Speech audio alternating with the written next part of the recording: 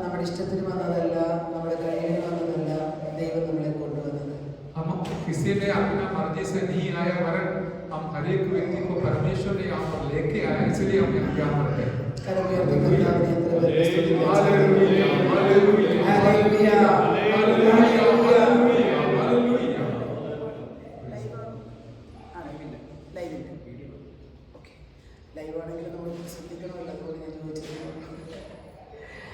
കർത്താവ് നിങ്ങളെ എല്ലാവരെയും സമൃദ്ധമായിട്ട് അനുഗ്രഹിക്കട്ടെ.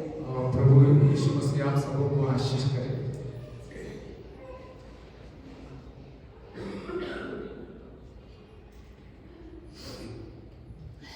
ഇന്ന് പകൽക്കാലം നിങ്ങളുടെ നടുവിൽ എന്റെ പ്രാണപ്രിയനെ ഞാൻ ഒരിക്കൽ കൂടെ ഉയർത്തുകയാണ്.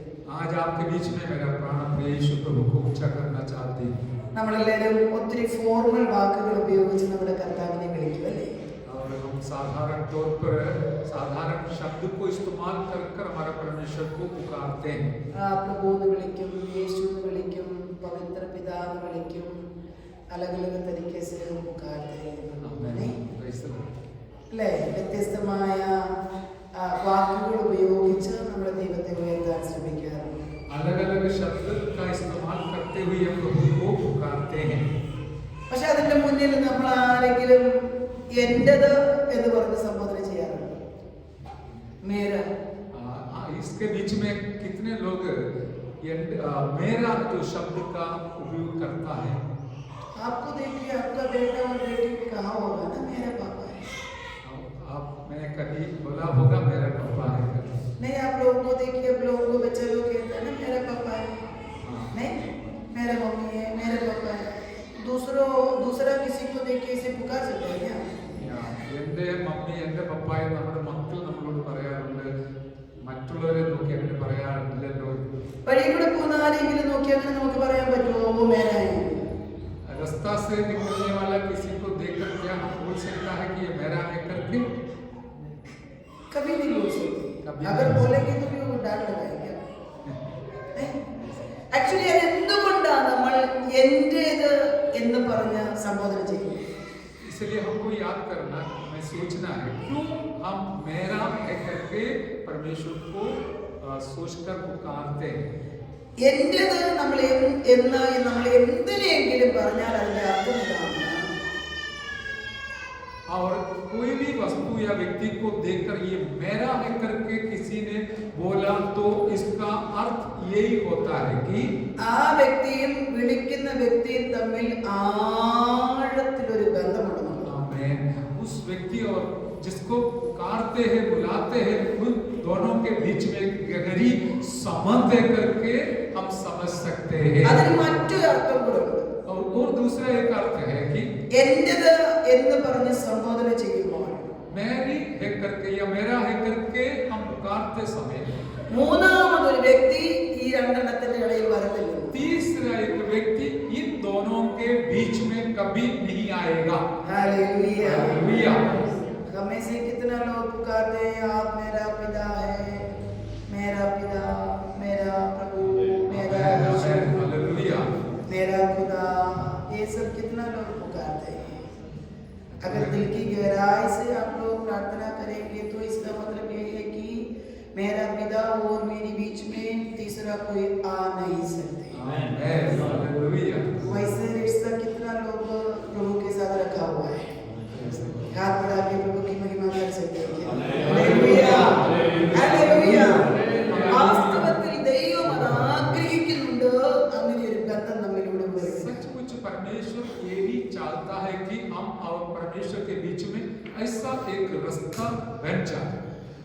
അത് നമ്മുടെ ജീവിതത്തിൽ വരണമെങ്കിൽ यदि वो अनुभव हमारे जीवन में आना है तो നമ്മളെ എന്തിനാ വിളിച്ചതെന്നും നമ്മുടെ മേൽ കിടക്കുന്ന വിളി എന്താണെന്നും നമ്മൾ ആദ്യം അറിയണം. हमें क्यों बुलाया है और हमारे ऊपर जो बुलाहट है वो क्या है करके हमें बराबर समझने का.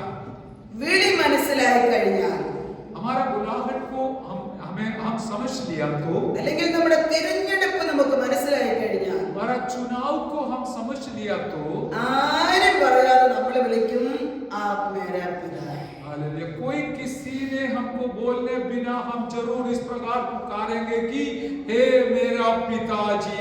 हालेलुया. हालेलुया.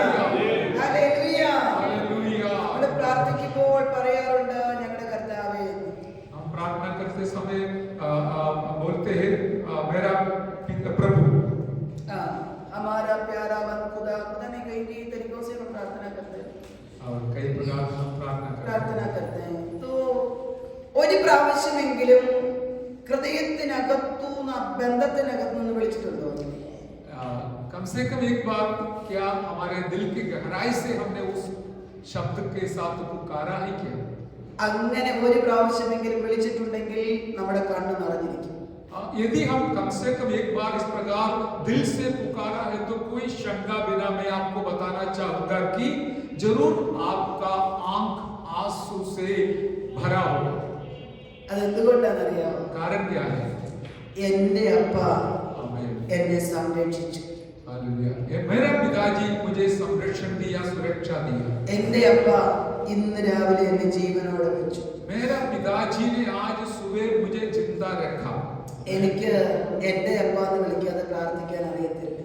प्रभु का दासी का अनुभव ये है कि मेरा पिताजी करके बुलाने बिना प्रार्थना करना नहीं आती है. ഞാൻ ഒത്തിരി എന്റേതായുള്ള വ്യക്തിപരമായ വാക്കുകൾ ഉപയോഗിച്ച് എന്റെ പ്രാണപ്രിയനെ വിളിക്കാറുണ്ട്. मेरा जीवन का अनुभव ये है कि मैं अपने तरफ से कुछ नए नए शब्दों के द्वारा मेरा प्राण प्रिय प्रभु को पुकारती हूँ. ഞാൻ എന്റെ പ്രാണപ്രിയ എന്ന് വിളിക്കാറുണ്ട്.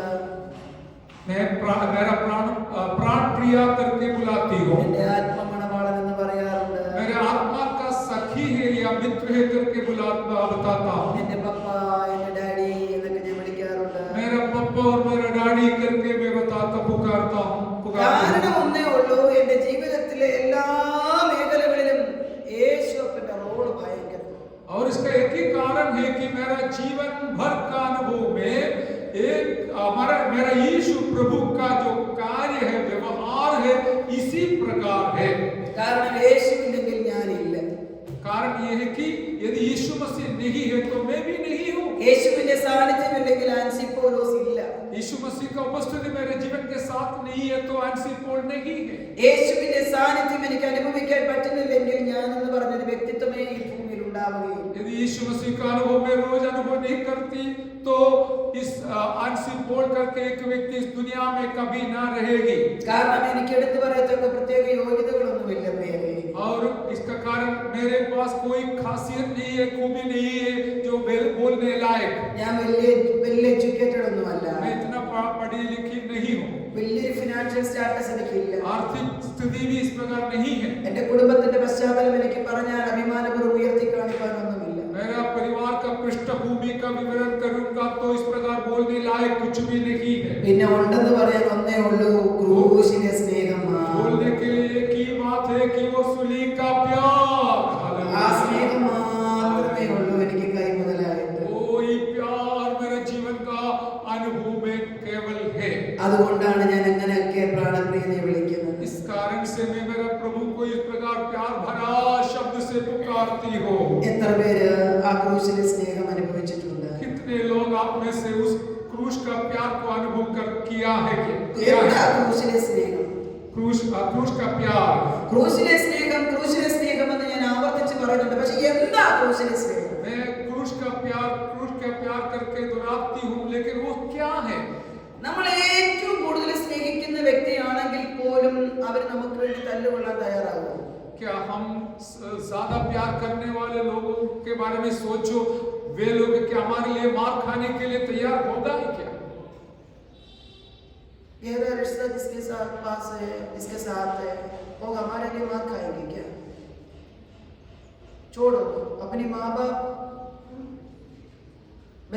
के लिए बच्चे लोग, पति के लिए बीवी, बीवी के लिए पति. दूसरों को पुकारेंगे, ओ मेरे पति को मार रहा है, भाग के आ जाओ, बचाओ. नहीं, लेकिन उसके बीच में अटक के मुझे मारो, मेरे पति को छोड़ दो, कोई बोलेंगे क्या? बोलिए ना प्लीज. कोई नहीं बोलते. ആരും പറയത്തില്ല. ആരും പറയുമെന്ന് എനിക്ക് തോന്നുന്നില്ല. मैं ऐसा नहीं सोचता हूँ कोई बोलेगा करके. പക്ഷേ യേശു അങ്ങനല്ലായിരുന്നു. लेकिन यीशु मसीह ऐसा नहीं.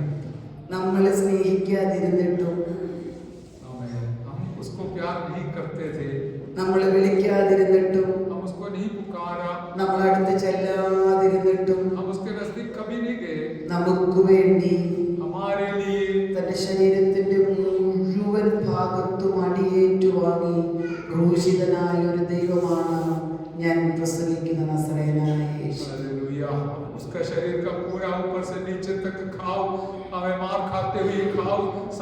करते हुए सूली पर अपना जीवन को बलिदान किया हुआ मेरा यीशु प्रभु का प्यार के कारण मैं आज उसका विवरण कर रहा हूँ। Hallelujah hallelujah hallelujah hallelujah. അത് ജനിച്ച് ജീവിച്ച് മരിച്ചവർക്ക് വേണ്ടിയും और जितने लोग जीवित थे मरे थे और उन सब के लिए ഇപ്പോൾ ജനിച്ച് ജീവിക്കുന്നവർക്ക് വേണ്ടിയും और अभी जन्म लेकर जीवित रहता है उन लोगों के लिए भी ഇനി ജനിക്കാനിരിക്കുന്നവർക്കും കൂടെ വേണ്ടിയാ യേശു മരിച്ചത്. और जितनों ने और जन्म लेने वाले हैं उनके लिए भी मेरा यीशु ने सूली पर इस प्रकार का कष्ट सह लिया। പർട്ടിക്കുലർ ഒരു ജാതിക്ക് വേണ്ടി മരിച്ചവരല്ല എന്റെ ദൈവം. केवल एक धर्म के लिए उसने नहीं सहा, ഒരു സമൂഹത്തിന് വേണ്ടി മരിച്ചയാളല്ല യേശു. एक समुदाय के लिए संस्था के लिए कभी नहीं मरा। ക്രിസ്ത്യാനികളുടെ ദൈവം മാത്രമല്ല യേശു. मसीह लोगों का प्रभु परमेश्वर नहीं है यीशु प्रभु। യേശു മസീഹ് ഉലകത്തിലെ സകല മാനവജാതിക്കും വേണ്ടി ജനിച്ച് ജീവിച്ച് മരിച്ച് അടക്കപ്പെട്ട് ഉയർത്തെഴുന്നേറ്റ ജീവനുള്ള ദൈവമാണ് യേശു. समस्त मानव जातियों के लिए इस दुनिया में आकर जन्म लिया, जीवित रहा और मारा गया, गाड़ा गया, जी उठा, अभी भी हर जिंदा हुआ, जिंदा प्रभु है मेरा यीशु प्रभु। ആ യേശുവിനെ നിങ്ങളുടെ നടുവിൽ ഞാൻ ഇന്ന് പകൽക്കാലം ഉയർത്തുന്നു. वही प्रभु को आज मैं आपके बीच में ऊंचा करती हूँ। നിങ്ങളെല്ലാവരും ദൈവത്തെ സ്തുതിച്ചുകൊണ്ടിരിക്കണം കേട്ടോ. आप सब लोग प्रभु को स्तुति करते रहिए। ആഴ്ചയിൽ നമുക്ക് കിട്ടുന്ന ഒരു ദിവസം ആ ദിവസം മൗനമായിരിക്കരുത്. ഹൃദയം കൊണ്ട് ദൈവത്തോട് സംസാരിച്ചു കൊണ്ടിരിക്കണം. हफ्ता में केवल एक ही दिन हमें मिलता है, उस दिन हम सिर्फ खाली बिल्कुल नहीं बैठना, प्रभु को स्तुति करते हुए प्रभु के चरणों पर बैठना है। ബറോഡ പട്ടണത്തില് ധനവാന്മാരില്ലാഞ്ഞിട്ടല്ല ദൈവം നമ്മളെ തിരഞ്ഞെടുത്തത്. बड़ौदा शहर के अंदर कोई धनवान व्यक्ति को चुन सकता था, लेकिन आपको चुना अब धनवान होने की वजह से नहीं है। ബറോഡ പട്ടണത്തില് ഹയർ എഡ്യൂക്കേഷൻ ഉള്ള ആൾക്കാരില്ലാഞ്ഞിട്ടല്ല ദൈവം നമ്മളെ തിരഞ്ഞെടുത്തത്. और बड़ौदा शहर के अंदर पढ़े लिखे लोगों का कमी होने की वजह से हमने चुना नहीं है मेरे प्यारों। ബറോഡ പട്ടണത്തില് മറ്റു പല രീതികളിലും ഉന്നതന്മാരില്ലാഞ്ഞിട്ടല്ല ദൈവം നമ്മളെ തിരഞ്ഞെടുത്തത്. बड़ौदा शहर के अंदर बड़े बड़े श्रेणी में रहने वाले लोग नहीं होने की वजह से मुझे और आपको चुना, ऐसा नहीं है। നമ്മളോടുള്ള സ്നേഹമാ ദൈവം നമ്മളെ തിരഞ്ഞെടുത്തത്. एक ही कारण है, परमेश्वर का प्रेम आपके ऊपर आया इसलिए है। അവർക്കാർക്കുമില്ലാത്ത വിളി നമുക്കുള്ളത് കൊണ്ടാ പ്രിയരേ. हालेलुया, हमारे ऊपर एक बुलाहट प्रभु ने डाला। ഹല്ലേലൂയ. എത്ര പേർക്ക് മനസ്സിലാകുന്നുണ്ട് ദൈവം എന്നെ വിളിച്ചിട്ടാണ് ഞാൻ ഇവിടെ വന്നതെന്ന്? आप में से कितने लोगों को पक्का मालूम है कि आज मैं यहाँ पर इसलिए आया हूँ कि प्रभु ने मुझे बुलाया।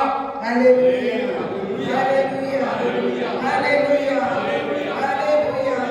അക്ഷി പറഞ്ഞ പോലെ धन्यवाद करो प्रभु को. Hallelujah hallelujah. आपने हमें बुलाया, आपने हमें चुना है, इसलिए हम धन्यवाद. हालेलूया. ഞാൻ വേഗത്തിൽ ഒരു തിരുവചന ഭാഗം വായിച്ച് എന്റെ അനുഭവത്തിലൂടെ വചനം സംസാരിക്കാൻ ക്രിസ്തുവിൽ ശരണപ്പെടുകയാണ്. मैं एक वचन पढ़कर मैं मेरा गवाही बताना चाहूँगा। 1 കൊരിന്ത്യർക്കെഴുതിയ ലേഖനം 1-ാം അധ്യായം അതിന്റെ 26-ാം വാക്യത്തിന്റെ പ്രാരംഭ ഭാഗം. पहला कुरिन्थियों पहला अध्याय का 26वां वचन का पहला भाग। സഹോദരന്മാരെ, നിങ്ങളുടെ വിളിയെ നോക്കുവിൻ. भाइयों, आपका बुलाहट को देख लेना या समझ लेना। भाइयों, अपने बुलाए जाने को तो सोचो। സഹോദരന്മാരെ, നിങ്ങളുടെ വിളിയെ നോക്കുവിൻ. भाइयों, अपने बुलाए जाने को तो सोचो। വാക്യം കണ്ടവര് എന്നെ ഒന്ന് ശ്രദ്ധിക്കാമോ? अभी आप मुझे ध्यान दीजिए, यदि वचन देख लिया तो। അപ്പോസ്തലനായ പൗലോസ് കൊരിന്ത്യർക്ക് ലേഖനം എഴുതി ഉറപ്പിക്കുന്ന ഭാഗമാണ് നാം വായിച്ചത്. प्रेरित पौलुस कुरिन्थियों के विश्वासियों के लिए लिखा हुआ इस पत्री में से हमने पढ़ लिया। ഉപദേശ വിഷയങ്ങൾ കൈകാര്യം ചെയ്യുന്നതിനേക്കാൾ തർജ്ജനം ചെയ്യുന്നതും ശാസിക്കുന്നതും മടക്കി വരുത്തുന്നതും കൊരിന്ത്യ സഭയ്ക്ക് അനിവാര്യമാണെന്ന് കണ്ടുകൊണ്ട് പൗലോസ് ഈ ലേഖനം എഴുതുകയാണ്. उपदेश देने से बढ़कर उनको डांटना, उनको कुछ छड़ी से मारना, जैसे उनको देना और उनको उलाहना देना, ये सब उचित है करके कुरिन्थ कलीसिया के लिए उचित है करके समझकर प्रभु के दास ने ये वचन लिखा है। വിശ്വാസി ലോകം തെറ്റിപ്പോകുന്നതിന്റെ പിന്നിൽ ഉപദേശത്തിന്റെ കുറവുണ്ടെന്നും അവർക്ക് ശാസ്ത്രയുടെ കുറവുണ്ടെന്ന് മനസ്സിലാക്കി കൊരിന്ത്യ സഭയ്ക്ക് താൻ ലേഖനം എഴുതി ഉറപ്പിക്കുന്നു. और विश्वासी लोग विश्वास से कमजोर होने के कारण और दुनिया के ओर चले जाने का कारण यही है कि उनके जीवन में उलाहना देना या उनको डांटना और उनको अच्छा उपदेश देना जरूरी है करके समझ कर ये लिखा है. എന്നാൽ അദ്ദേഹം ആ ലേഖനം എഴുതി ഉറപ്പിക്കുമ്പോൾ കൊരിന്ത്യ സഭയുടെ പ്രത്യേകത നാം വ്യക്തമായി മനസ്സിലാക്കിയിരിക്കുന്നു. लेकिन साथ ही साथ हम ये भी पता चलता है कि कुरिन्थ का कलीसिया का क्या क्या खासियत है करके. എനിക്ക് ഭയങ്കര സന്തോഷമുള്ള ഒരു സെന്റൻസ് ഉണ്ട്. അത് മറ്റൊന്നുമല്ല, കൃപാവരങ്ങളിൽ ഒന്നിനും കുറവില്ലാത്ത സഭയാണ്. मुझे अच्छा लगने लायक एक वचन है कि कुरिन्थ के कलीसिया में हमें वरदान का कोई प्रकार का कमी नहीं थे.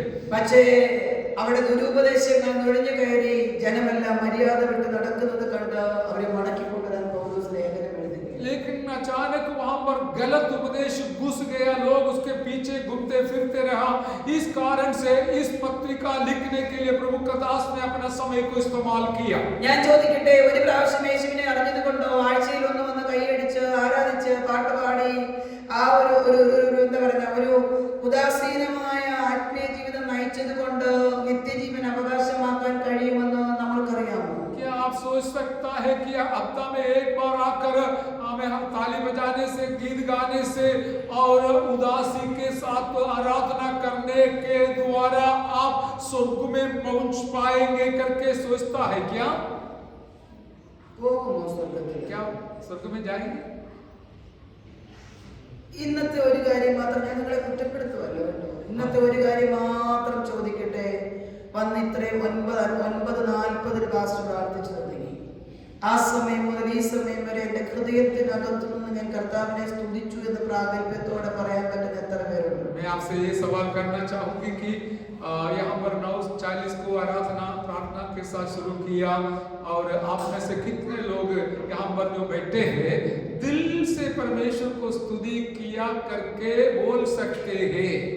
कितना लोग बोल सकते हैं? कितने लोग? हमने आँख खोल के वही देखी, यही देखी, बच्चों के देख लिया, इधर देख लिया, उधर जाए, उधर गए, इधर गए. सच बता, मुझे बहुत दुख है.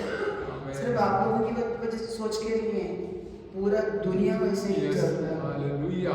मेरे दिल में बहुत दुख है कि आज केवल यहाँ पर नहीं, दुनिया के हर कोने में यही चल रहा है.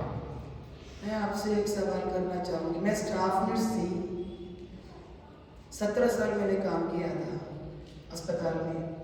केरला में सब बहुत बड़ी अस्पताल है, लेक्चोर नाम का. जैसे नाम है वैसे ही है, वहाँ पैसा भी लेक शो लाखों रुपये होना चाहिए, उसके अंदर जाना है. उसी अस्पताल में मैंने 17 साल काम किया था. अगर किसी भी मरीज सिक होकर, बीमार होकर, ज्यादा बीमार होकर ऑक्सीजन लेने का लायक नहीं हो, उसी मरीज को 1 घंटे ऑक्सीजन मास्क के साथ तोड़ देने से 2500 रुपये लेते हैं. 2500 रुपीज पर आवर. हम 24 घंटे कितना ऑक्सीजन खाते, पीते, लेते. बस यही सोचना चाहिए प्रभु को कितना धन्यवाद देना है. उस इंसान को फेस मास्क के द्वारा 1 घंटा ऑक्सीजन देने से 2500 रुपये देना होता है. जब तक बिल नहीं भरेंगे तब तक ऑक्सीजन बंद. वैसे देख लिया तो हम कितना पैसा भरना पड़ेगा? किससे? किसको? प्रभु को. लेकिन पैसा तो मांगते नहीं है. कम से कम दिल की गहराई से स्तुति तो करें, धन्यवाद तो करें, आदर महिमा तो कर सकते हैं. एक चीज बताओगे तो आज 2:30 बजे नहीं, 3 बजे भी आप घर नहीं पहुंच पाओगे. Hallelujah, hallelujah. ഇന്നത്തെ ആത്മീയ ഗോളത്തിൽ ഇതൊന്നും മനസ്സിലാവത്തില്ല. आज का जो आत्मिक मंडल में या आत्मिक पृष्ठभूमि रहने वाले लोगों को ये पता नहीं चलता. പക്ഷേ ഈ ദൈവസഭയിലെ ദൈവമക്കളെ കുറിച്ച് ഞാൻ ആഗ്രഹിക്കുന്നു, നിങ്ങൾ ഹൃദയം കൊണ്ട് ദൈവമായിട്ടൊരു ബന്ധമുള്ളവരായി മാറണം. और इस परमेश्वर के कलीसिया के प्यारों के बारे में मैं दिल से चाहता चाहती हूँ कि आपको इस प्रकार का एक गहरी अनुभव और दिल से आराधना करने वाला अनुभव हो जाए। നോക്കി കൃപാവരങ്ങളിൽ ഒന്നിനും കുറവില്ലാത്ത സഭയായിരുന്നു കൊരിന്തി സഭ. പക്ഷേ അവരെ ഉപദേശിക്കേണ്ട അവരുടെ വിളിയെക്കുറിച്ചും തിരഞ്ഞെടുപ്പിനെക്കുറിച്ചും മനസ്സിലാക്കിക്കേണ്ട അവസ്ഥയിലേക്ക് ആ സഭ വന്നു കഴിഞ്ഞു. परमेश्वर का बुलाहट सुने हुए लोग थे और वरदान से भरे हुए कलीसिया थे, लेकिन परमेश्वर का दास को अभी उनको याद दिलाने का जरूरत आ गया कि वो लोग इस प्रकार अभी आगे बढ़ते हैं करके. അതിന് താഴെ പറയുന്ന വാക്യം ഇങ്ങനെയുണ്ട്: ലോകത്തിന്റെ അഭിപ്രായ പ്രകാരം ജ്ഞാനികളേറെയില്ല, ബലവാന്മാരേറെയില്ല, കുലീനന്മാരുമേറെയില്ല.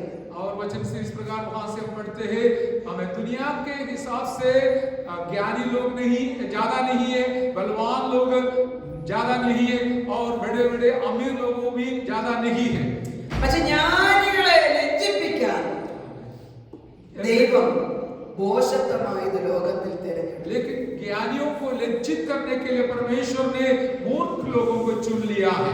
ബലമുള്ളതിനെ ലജ്ജിപ്പിക്കാൻ ദൈവം ബലഹീനമായത് തിരഞ്ഞെടുത്തു. बलवानों को लज्जित करने के लिए प्रभु ने बलहीनों को चुन लिया है. അതിന്റെ അർത്ഥം എന്താണെന്ന് അറിയാമോ? अर्थ क्या है? ഭയങ്കര മാൻ പവറും മണി പവറും മസൽ പവറും ഉള്ളവരൊക്കെ മാറി നിൽക്കുമ്പോ ബലഹീനനായ ഒരുത്തനെ അഭിഷേകം ചെയ്ത് മുന്നോട്ട് വിടുമെന്ന്. आमीन, हालेलुया. इसका अर्थ ये है कि जिनके पास ज्यादा धन दौलत है, अच्छा तंदुरुस्ती है, अच्छा शिक्षण है, ऐसे लोगों को हटाकर दूर रखकर इन कोई भी बात का वस्तु नहीं है, उनको प्रभु ने चुनकर पर प्रभु के लिए अलग करते हैं. Hallelujah, hallelujah.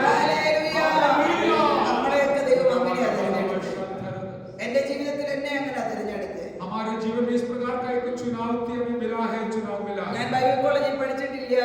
मैंने बाइबल कॉलेज में पढ़ाई कभी नहीं की. പഠിക്കാൻ വേണ്ടി ബൈബിൾ കോളേജിന്റെ പടി കയറിയിട്ടില്ല. और पढ़ने के लिए उसके जो दरवाजे पर भी नहीं गया. പക്ഷേ ഏതാണ്ട് 10 ബൈബിൾ കോളേജിന്റെ ഗ്രാജുവേഷനിൽ പ്രസംഗിക്കാൻ ദൈവം എനിക്ക് ഭാഗ്യം തന്നു. लेकिन करीबन 10 जितना बाइबल कॉलेज का जो ग्रेजुएशन है, शक्ति देने का समय पर प्रचार करने के लिए परमेश्वर ने मुझे मौका दिलाया. അതാ ബലമുള്ളതിനെ ലജ്ജിപ്പിക്കാൻ ബലഹീനമായതിനെ ദൈവം തിരഞ്ഞെടുക്കുന്നത്. यही है, बलवानों को लज्जित करने के लिए बलहीनों को चुन लेता है करके मैंने बोला इसका अर्थ. ഞാൻ നിങ്ങളോട് ചോദിക്കട്ടെ, ദൈവം എന്തിനാ നമ്മളെ വിളിച്ചേ? मैं आपसे सवाल करना चाहती हूँ कि परमेश्वर ने आपको क्यों बुलाया है? നമ്മളിൽ എത്ര പേർക്ക് അറിയാമോ ദൈവം എന്തിനാ വിളിച്ചത്? आप में से कितने लोगों को बराबर पता है कि परमेश्वर ने मुझे क्यों बुलाया है करके? ഞാൻ ബറോഡയിൽ വന്ന് ഒരുപാട് പേരോട് സംസാരിച്ചു. मैं बड़ौदा में आने के बाद बहुत सारे लोगों से बात किया. ഓരോ മീറ്റിംഗ് കഴിയുമ്പോഴും കരഞ്ഞുകൊണ്ട് വന്ന് എന്നോട് പറയുന്ന സംസാരങ്ങളും വാക്കുകളും കേട്ടിട്ടുണ്ടെങ്കിൽ ഇന്നലെ രാത്രി എനിക്ക് ഉറങ്ങാൻ പറ്റിയിട്ടില്ല, സത്യം പറഞ്ഞു. और हर एक मीटिंग के पश्चात लोग रोते हुए आंसू बहाकर मेरे पास आकर जो सवाल करते थे वो याद कर मुझे कल रात को नींद भी नहीं आई. ആർക്കും അറിയത്തില്ല ദൈവം എന്തിനാ എന്നെ വിളിച്ചത്. किसी को भी पता नहीं है परमेश्वर मुझे क्यों बुलाया करके. ദൈവം എന്തിനാണ് നമ്മളെ വിളിച്ചത്? परमेश्वर मुझे हमें क्यों बुलाया है? നാം ഫലം കായ്ക്കേണ്ടത്. हम फल लाने के लिए. ആ ഫലം കായ്ച്ച് അത് സീസൺ ഫ്രൂട്ടായിട്ട് തീരാനല്ല, ആ ഫലം നിലനിൽക്കേണ്ടതിനാണ് ദൈവം നമ്മളെ വിളിച്ചത്. वो फल एक हमें सीजन के लिए, समय के लिए खाने लायक बन जाए, इतना नहीं, उसका बीज के द्वारा जैसे आज प्रार्थना में सुनाया, हालेलुया, एक बीज बनकर दूसरा आत्मा को भी फल को लाने वाला बनने के लिए परमेश्वर ने बुलाया है. Hallelujah, hallelujah. ഒരു സീസണിൽ നമ്മൾ നന്നായി ആരാധിക്കും, പാടും, പ്രാർത്ഥിക്കും, കർത്താവുമായിട്ട് അഭേദ്യമായ ബന്ധം നമ്മുടെ ജീവിതത്തിൽ ഉണ്ടാകും. और हमारे जीवन में एक समय तक पति पत्नी माँ बाप के साथ गहरी संबंध रहेंगे. പക്ഷേ കുറച്ച് സമയം കഴിയുമ്പോൾ ആ ഒരു ആരാധനയുടെ അറ്റ്മോസ്ഫിയർ നമ്മുടെ ജീവിതത്തിൽ നിന്ന് മാറിപ്പോകുകയാണ്. और उस कुछ समय के बाद उस जो अनुभव है वो हमारे जीवन से दूर जाते हैं. कई बार हमारे जीवन में ऐसे होता है कि कुछ दिन कुछ महीने में हम बहुत एक्टिव रहते हैं चर्च में, गाना गाने के लिए और प्रचार करने के लिए, बाइबल पढ़ने के लिए, अन्य भाषा में आराधना करने के लिए, सबके लिए हम तैयार रहते हैं. लेकिन पता नहीं धीरे धीरे ठंडा होना शुरू हो जाएंगे. वैसे आत्मीय जीवन प्रभु नहीं चाहते. ഇവിടെ പറയുന്നു നിങ്ങളുടെ ഫലം നിലനിൽക്കണം. നിങ്ങളുടെ ഫലം फल हमें स्थायी रूप में रहना है. ഒരു സീസണിൽ ഉണ്ടായി, അതിന്റെ സീസൺ കഴിയുമ്പോൾ പഴയതുപോലായി എന്നുള്ള അനുഭവമല്ല. एक मौसम के लिए फल दे दिया, फिर पूरा पुराना हालत में ठंडा हो गया, ऐसा नहीं। നമ്മുടെ ഫലം നിലനിൽക്കുന്നതാകട്ടെ. हमारा फल हमें हमेशा के लिए रहने लायक बन जाए। അപ്പൊ നമ്മുടെ ഫലം കായ്ക്കാനാണ് ദൈവം വിളിച്ചത്. हमें बुलाया इसलिए कि हम फल दें उनको। എന്താ നമ്മളിലൂടെ പുറപ്പെടേണ്ട ഫലം? और हमारे ओर से निकलने लायक फल कौन सा है? നമ്മൾ ഉദ്ദേശിക്കുന്ന ഫലം എന്താ? हम जो सोचता है वो नहीं। ബൈബിളില് ഈ ഗലാത്യർക്ക് എഴുതിയ ലേഖനത്തില് ഒരു വാക്യമുണ്ട്. गलातियों के पत्री 5 अध्याय में एक वचन है। 22-ാം വാക്യം മുതൽ നമുക്ക് കാണുവാൻ സാധിക്കുന്നുണ്ട്. 9 വിധ ഫലങ്ങളെ കുറിച്ച് അവിടെ നമുക്ക് കാണുവാൻ സാധിക്കുന്നുണ്ട്. ഗലാത്യർ 9 प्रकार का फलों के बारे में या फल के बारे में वहां पर बताया गया है। ആ ഫലങ്ങൾ നമ്മിലുണ്ടോ എന്ന് അത് വായിച്ച് നാം നമ്മെ തന്നെ ഒരു ശോധന കഴിക്കണം. अब वो फल के बारे में आप पढ़कर बार-बार पढ़कर अपना जीवन को जांचना है कि मेरे अंदर इस प्रकार का फल है क्या नहीं। അവിടെ ഒന്നാമത്തെ ഫലത്തിന് പറയുന്ന പേര് സ്നേഹം. और पहला फल का नाम है प्यार। 1 കൊരിന്ത്യർക്ക് എഴുതിയ ലേഖനം 13-ാം അധ്യായത്തിന്റെ 13-ാം വാക്യത്തിൽ ഇങ്ങനെ പറയുന്നുണ്ട്. कुरिन्थियों 13 अध्याय का 13 वचन में इस प्रकार बताया गया है। ആകയാൽ വിശ്വാസം, പ്രത്യാശ, സ്നേഹം ഇവ മൂന്നും നിലനിൽക്കും. और विश्वास, आशा और प्यार जो हमारे जीवन में है, പക്ഷേ ഇതിൽ വലിയതോ സ്നേഹം തന്നെ. लेकिन इसमें सबसे मुख्य और बड़ा प्यार है। ഹല്ലേലൂയ. हालेलुया। സ്നേഹം ഉണ്ടെങ്കിൽ എല്ലാം ഉണ്ട്. हमें यदि प्यार है तो बाकी सब कुछ उसके साथ है। എന്താ സ്നേഹം? प्यार क्या है? ക്രൂശിൽ മാതൃക കാണിച്ചു തന്ന സ്നേഹം. सिर्फ सूली पर दिखाया हुआ प्यार। യേശു നമ്മോടുള്ള സ്നേഹം എങ്ങനെയാ കാണിച്ചത്? यीशु मसीह हमारे प्रति जो प्यार दिखाया वो किस प्रकार दिखाया? അത് നേരത്തെ പറഞ്ഞ പോലെ ക്രൂശിൽ കാണിച്ച സ്നേഹം. वो क्रूस पर दिखाया हुआ प्यार है। പിതാവാം ദൈവത്തിന് തന്റെ പുത്രനെ നമുക്ക് വേണ്ടി തരാൻ കാണിച്ചതാണ് സാക്ഷാൽ സ്നേഹം. पिता परमेश्वर ने अपना एकलौते बेटा को हम पापियों के लिए देने को जो दिल परमेश्वर ने दिखाया वो ही है सबसे सच्चा प्रेम। ആ സ്നേഹം നമുക്ക് വേണമെന്നാണ് പറഞ്ഞത്. और हमारे अंदर भी इसी प्रकार का प्रेम होना चाहिए। ഏതെങ്കിലും വ്യക്തി ദുഃഖം അനുഭവിക്കുന്നുണ്ടെന്ന് കാണുമ്പോൾ, വേദന അനുഭവിക്കുന്നുണ്ടെന്ന് കാണുമ്പോൾ അതിന് എനിക്കല്ല അവർക്കല്ലേ എന്ന് ചിന്തിക്കുന്നതല്ല സ്നേഹം. और कोई भी व्यक्ति दुख में रहते समय, दुख सहन करते समय, अरे वो सहने दो, मुझे क्या है, मेरी बात नहीं है, जाने दो, ऐसा सोचना सच्चा प्यार नहीं है मेरे प्यार। ഹല്ലേലൂയ. हालेलुया। യോഹന്നാൻ 3:16-ലും 1 യോഹന്നാൻ 3:1-ലും പിതാവാം ദൈവം നമ്മോട് കാണിച്ച സ്നേഹം വ്യക്തമായി പറഞ്ഞിട്ടുണ്ട്. യോഹന്നാൻ 3:16 और पहला योहन्ना 3:1 में परमेश्वर का प्रेम क्या है करके सही रीति में लिखा हुआ है। അപ്പൊ എന്താണ് നമ്മുടെ ഫലത്തിന്റെ ഒന്നാമത്തെ പ്രാധാന്യം? സ്നേഹം എന്നുള്ളതാണ്. हमारा फल का सबसे पहला फल क्या है? वो प्यार है। സ്നേഹത്തിന്റെ പ്രത്യേകത അറിയണമെങ്കിൽ 1 കൊരിന്ത്യർക്ക് എഴുതിയ ലേഖനം 13-ാം അധ്യായം പഠിക്കണം. और यदि प्रेम क्या है करके समझना है तो पहला कोरिन्थी 13 अध्याय को मनन करना है। അതിനകത്ത് ഒരു സെന്റൻസ് മാത്രം ഞാൻ നിങ്ങളോട് പറഞ്ഞിട്ട് വിളിയെക്കുറിച്ച് പറയാൻ ആഗ്രഹിക്കുക. और उसमें से एक ही वचन बोलकर बुलाहट के बारे में बोलना चाहता हूं। എനിക്ക് യേശുവിന്റെ സ്നേഹം പറയാതിരിക്കാൻ പറ്റത്തില്ലാത്തതുകൊണ്ടാണ്. हालेलुया। मैं कभी भी ऐसा ना बैठूंगी या रहूंगी कि यीशु का प्यार का वर्णन करने बिना। കാരണം എനിക്ക് നല്ല പ്രാഗൽഭ്യമുണ്ട് പറയാൻ. നിങ്ങൾ ആരും അനുഭവിച്ചതിനേക്കാളും 1000 മടങ്ങ് യേശുവിന്റെ സ്നേഹം അനുഭവിക്കുന്ന ആളാണ്.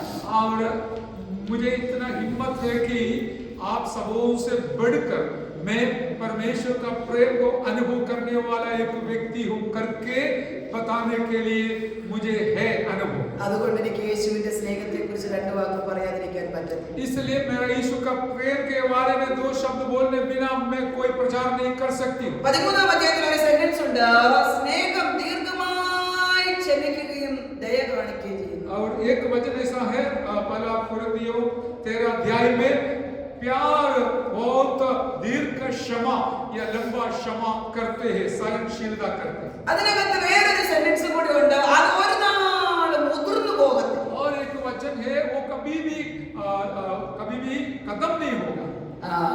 നമ്മുടെയൊക്കെ സ്നേഹം എപ്പോഴാ പോകുന്നത് അറിയത്തില്ല. हमारा ऐसा अनुभव, हमारा प्यार कब खत्म होगा पता नहीं, बंद होगा। എത്ര സ്നേഹമാണെങ്കിലും നമുക്ക് ഇഷ്ടമില്ലാത്ത എന്തെങ്കിലും പറഞ്ഞാൽ അപ്പോഴേ ദേഷ്യം വരും നമുക്ക്. और कितना भी प्यार होता है तो भी कोई भी शब्द जो हमें अच्छा नहीं लगता है ऐसा बताएगा तो हमारा प्रेम ठंडा हो जाएगा, खत्म हो जाएगा। മറ്റുള്ള നമ്മൾ സ്നേഹിക്കുന്ന ഓപ്പോസിറ്റ് നിൽക്കുന്ന ആളിന്റെ സ്വഭാവത്തിനനുസരിച്ച് ഒന്ന് കോംപ്രമൈസ് ചെയ്യാൻ നമ്മൾ തയ്യാറാകാറുണ്ട്. और हमारे साथ जो हमारे संबंधी है या दोस्त है, उनका स्वभाव के अनुसार हमारा स्वभाव बनाने के लिए हम समझौता करता नहीं है क्या? എന്തെങ്കിലും ഒന്ന് പറഞ്ഞു കഴിഞ്ഞാൽ പോട്ടെ സാരമില്ല എന്ന് വെക്കുന്ന ഒരു സ്വഭാവം നമുക്കുണ്ടോ? और कोई भी अच्छा जो बुरी शब्द हमें सुनना पड़ा तो हम इस प्रकार कभी सोचता है कि जाने दो, कोई बात नहीं, चलेगा। അത് കഴിഞ്ഞ് പിന്നെ ചെന്ന് അവരോട് നമ്മൾ മിണ്ടാറുണ്ടോ? और इसके बाद हम उसके पास जाकर बात करता है क्या? कलेसे छोड़ के भाग गए कलीसिया को छोड़कर नहीं? नहीं। कई बार ऐसे होता है वो व्यक्ति वहां आते हैं ना, इसलिए उसको नजरअंदाज नहीं कर सकते तो मैं चले जाऊं. अरे ഈ ലോകത്തിന്റെ പോക്ക് അങ്ങനെയാണ്. दुनिया का अभी यही हालत चल रहा है. പക്ഷെ ദീർഘമായി ക്ഷമിക്കുക എന്നുള്ളത് നമ്മുടെ ഉത്തരവാദിത്തമാണ്. അതായിരിക്കും പറയേണ്ടത് നിങ്ങളോട്.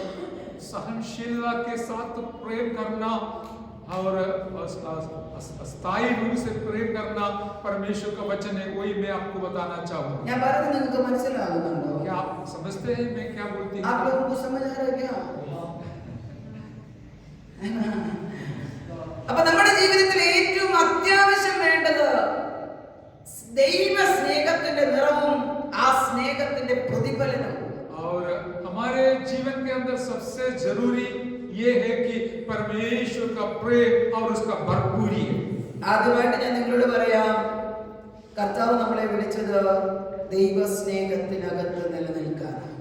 मैं आपको ये बताना चाहूंगा कि परमेश्वर ने आपको बुलाया इसलिए कि आप परमेश्वर के प्रेम में बने रहे. എന്റെ പേര് ആൻസി പൗലോസ് എന്ന കർത്താവിന്റെ ദാസൻ നിങ്ങളോട് പറഞ്ഞു. मेरा नाम आपको बताया गया. ഒത്തിരി ദരിദ്ര കുടുംബത്തിൽ ജനിച്ച ഒരു വ്യക്തിയാണ് ഞാൻ. मैं बहुत कंगाल परिवार में जन्म लिया हुआ एक व्यक्ति हूँ. എന്റെ ഫാദർ തികഞ്ഞ മദ്യപാനിയാണ്. मेरा पिताजी बिल्कुल एक दारूडिया था. എന്റെ അമ്മ തികഞ്ഞ ആസ്മ രോഗിയാണ്. और मेरी माँ जी वो अस्थमा का बीमारी से पीड़ित थी.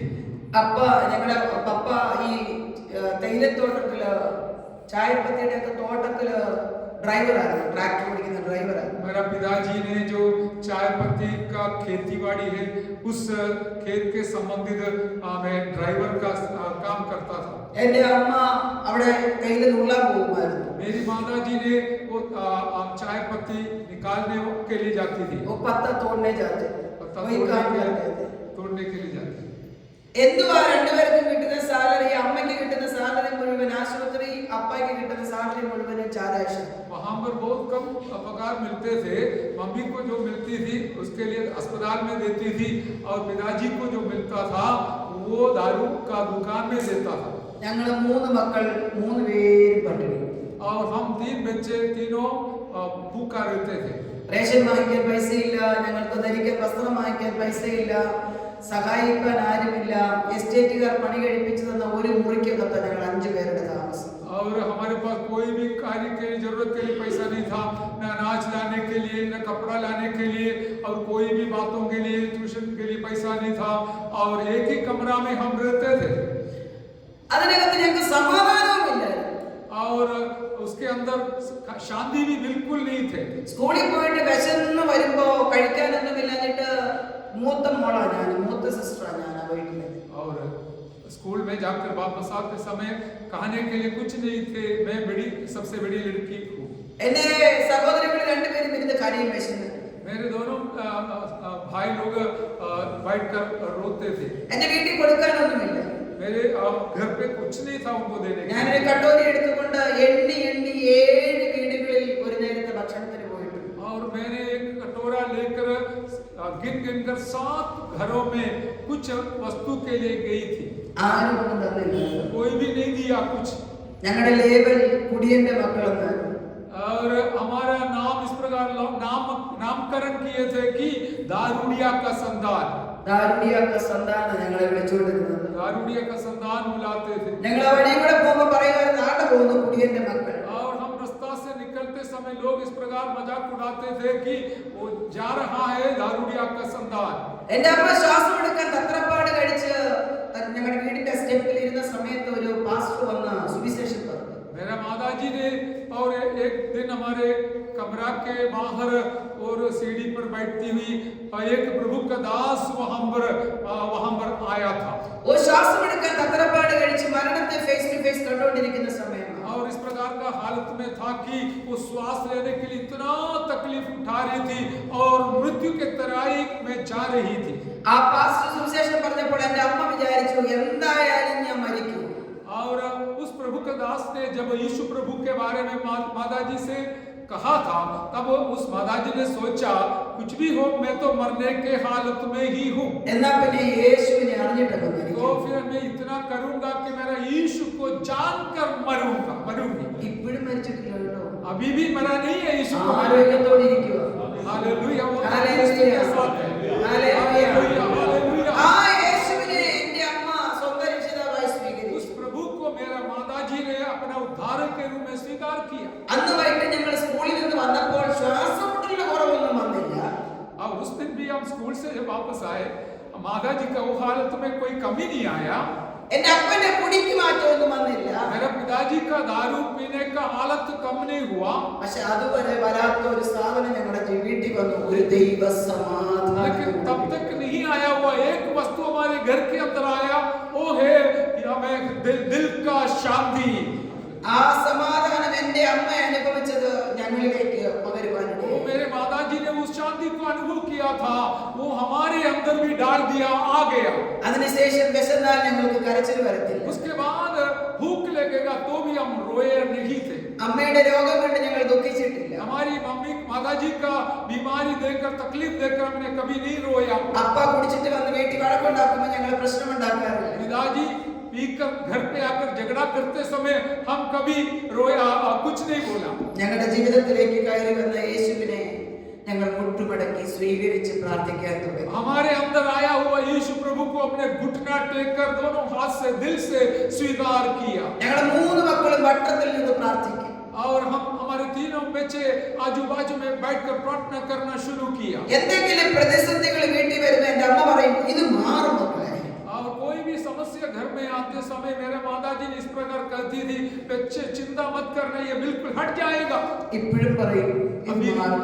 अभी भी कहती है ये हट जाएगा। 70 വയസ്സ് കഴിഞ്ഞു. 17 साल हो चुका है। 70 हो चुका है.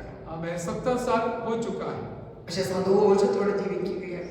लेकिन खुशी और आनंद के साथ रहती है। 45 വയസ്സിന് മുമ്പ് 3 പ്രാവശ്യം ഞങ്ങളുടെ വീടിന്റെ മുറ്റത്താണ് ബോഡി കൊണ്ടുവെക്കാൻ പന്തലിട്ടതാണ്.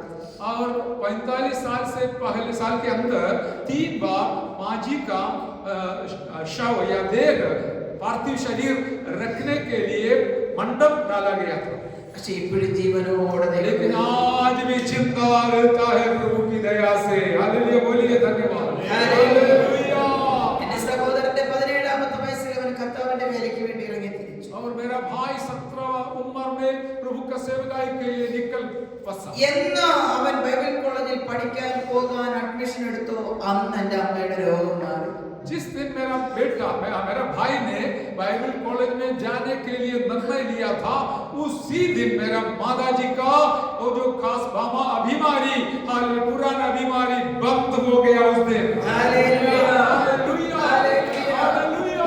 പൂർണ്ണ സൗഖ്യത്തോടെ ആരോഗ്യത്തോടെ ഞങ്ങൾക്ക് വേണ്ടി പ്രാർത്ഥിച്ചുകൊണ്ട് ഭവനത്തിലായിരിക്കുകയാണ്. और हमारे लिए हमें हर समय प्रार्थना में लगी रहती है घर पे। യേശുവിന്റെ സ്നേഹം എത്ര വലുതാണ്. प्रभु का प्यार कितनी बड़ी है। യേശുവിന്റെ സ്നേഹം എത്ര വലുതാണ്. प्रभु का प्यार कितना। കുറെ വർഷങ്ങൾ കഴിഞ്ഞപ്പോൾ എന്റെ പിതാവും മദ്യപാനമെല്ലാം വിട്ട് കർത്താവിനെ അറിഞ്ഞ് എത്രത്തോളം ദൈവനാമത്തിന് വിരോധമായി നിന്നോ അത്രത്തോളം കർത്താവിന് വേണ്ടി നിൽപ്പാൻ ദൈവം ഭാഗ്യം. कुछ समय के पश्चात मेरा पिताजी भी दारूडिया का स्वभाव दारू छोड़कर प्रभु में आ गया। और जितना वो प्रभु से दूर चला गया था, उतना वो नजदीक आकर प्रभु का सेवकाई में लेके रहा। ആ യേശു ഇന്നും ജീവിക്കുന്നുണ്ട്. वो यीशु आज भी जिंदा है। ആ യേശു ഇന്നും ജീവിക്കുന്നുണ്ട്. वो यीशु आज भी जिंदा है। എത്ര കഠിനമേറിയ പ്രശ്നത്തിന്റെ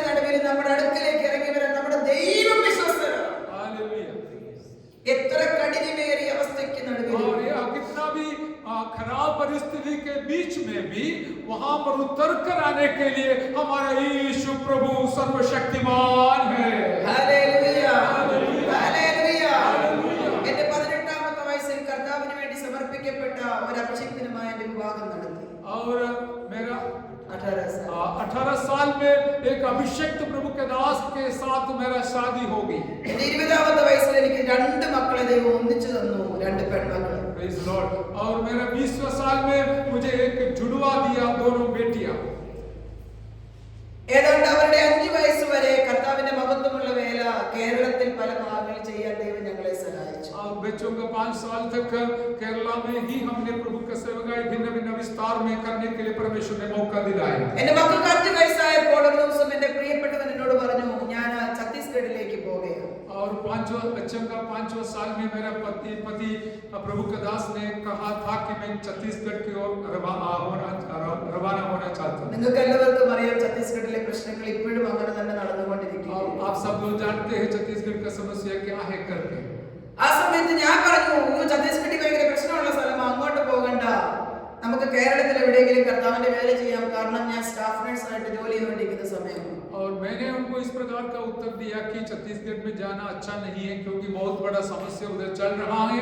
उसके बदले में हम केरला में कोई भी जगह में जाकर सेवकाई करेंगे। ആദ്യത്തെ ദിവസം മറുപടി ഒന്നും പറഞ്ഞില്ല।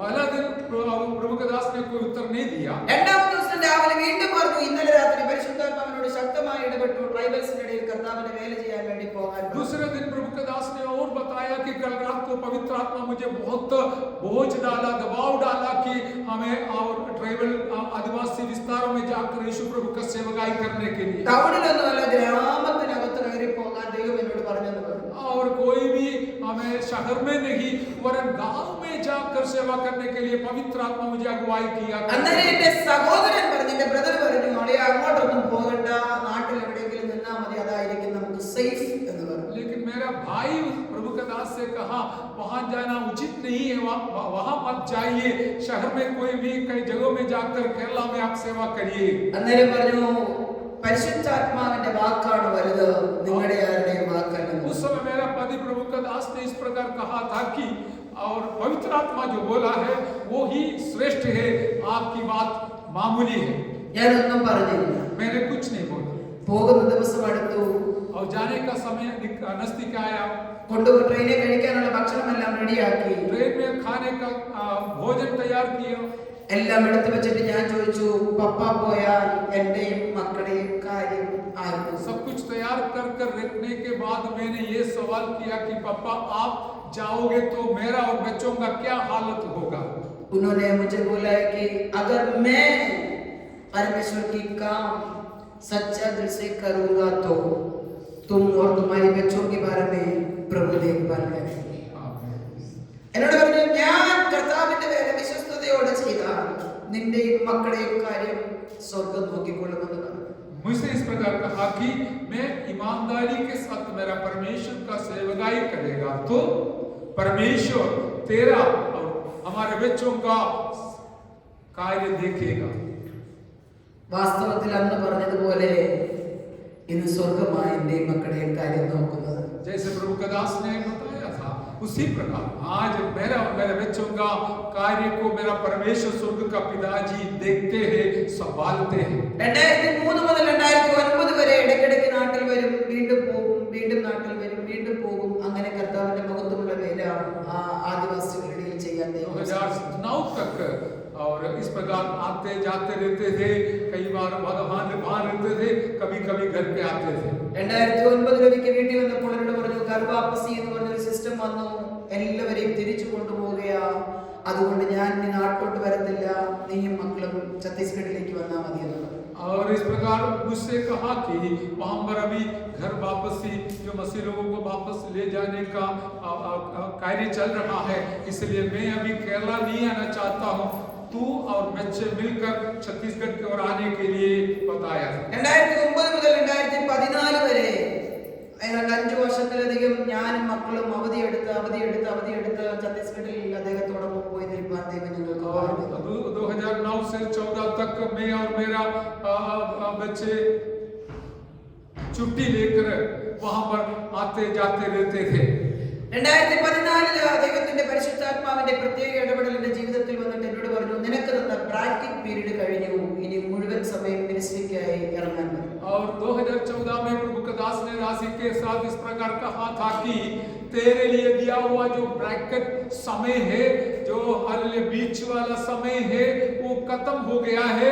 अभी तेरा नौकरी को राजीनामा देकर मेरा सेवकाई के लिए निकलना पड़ेगा करके पवित्र आत्मा मुझे संदेश सुनाया करके बताया। ഒരു രാത്രിക്ക് പരിശുദ്ധാത്മാവ് എന്നോട് അങ്ങനെ പറയുന്നത്. और एक रात को पवित्र आत्मा मुझे प्रभु का दासी से कहा। അന്ന് രാത്രി 24 hours resignation എഴുതി ഞാൻ എന്റെ ഹോസ്പിറ്റലിൽ പിറ്റേ ദിവസം രാവിലെ കൊണ്ടുകൊടുത്ത് ആശുപത്രി ഇവിടെ പണിയത്. और अगले दिन 24 घंटे के अंदर मैंने राजीनामा लिखकर अस्पताल में पहुंचाया और वहां से छुट्टी ले लिया, निकल पड़ा। കുഞ്ഞുങ്ങളെ രണ്ടുപേരെയും ഹോസ്റ്റലിൽ കൊണ്ടാക്കി എന്റെ പ്രിയപ്പെട്ടവരോടൊപ്പം ആദിവാസികളിലേക്ക് ഇറങ്ങിച്ചു. दोनों बच्चों को हॉस्टल में डाल दिया और मेरा प्रिय प्रभु का दास के साथ सेवकाई के लिए छत्तीसगढ़ की ओर निकल पड़े।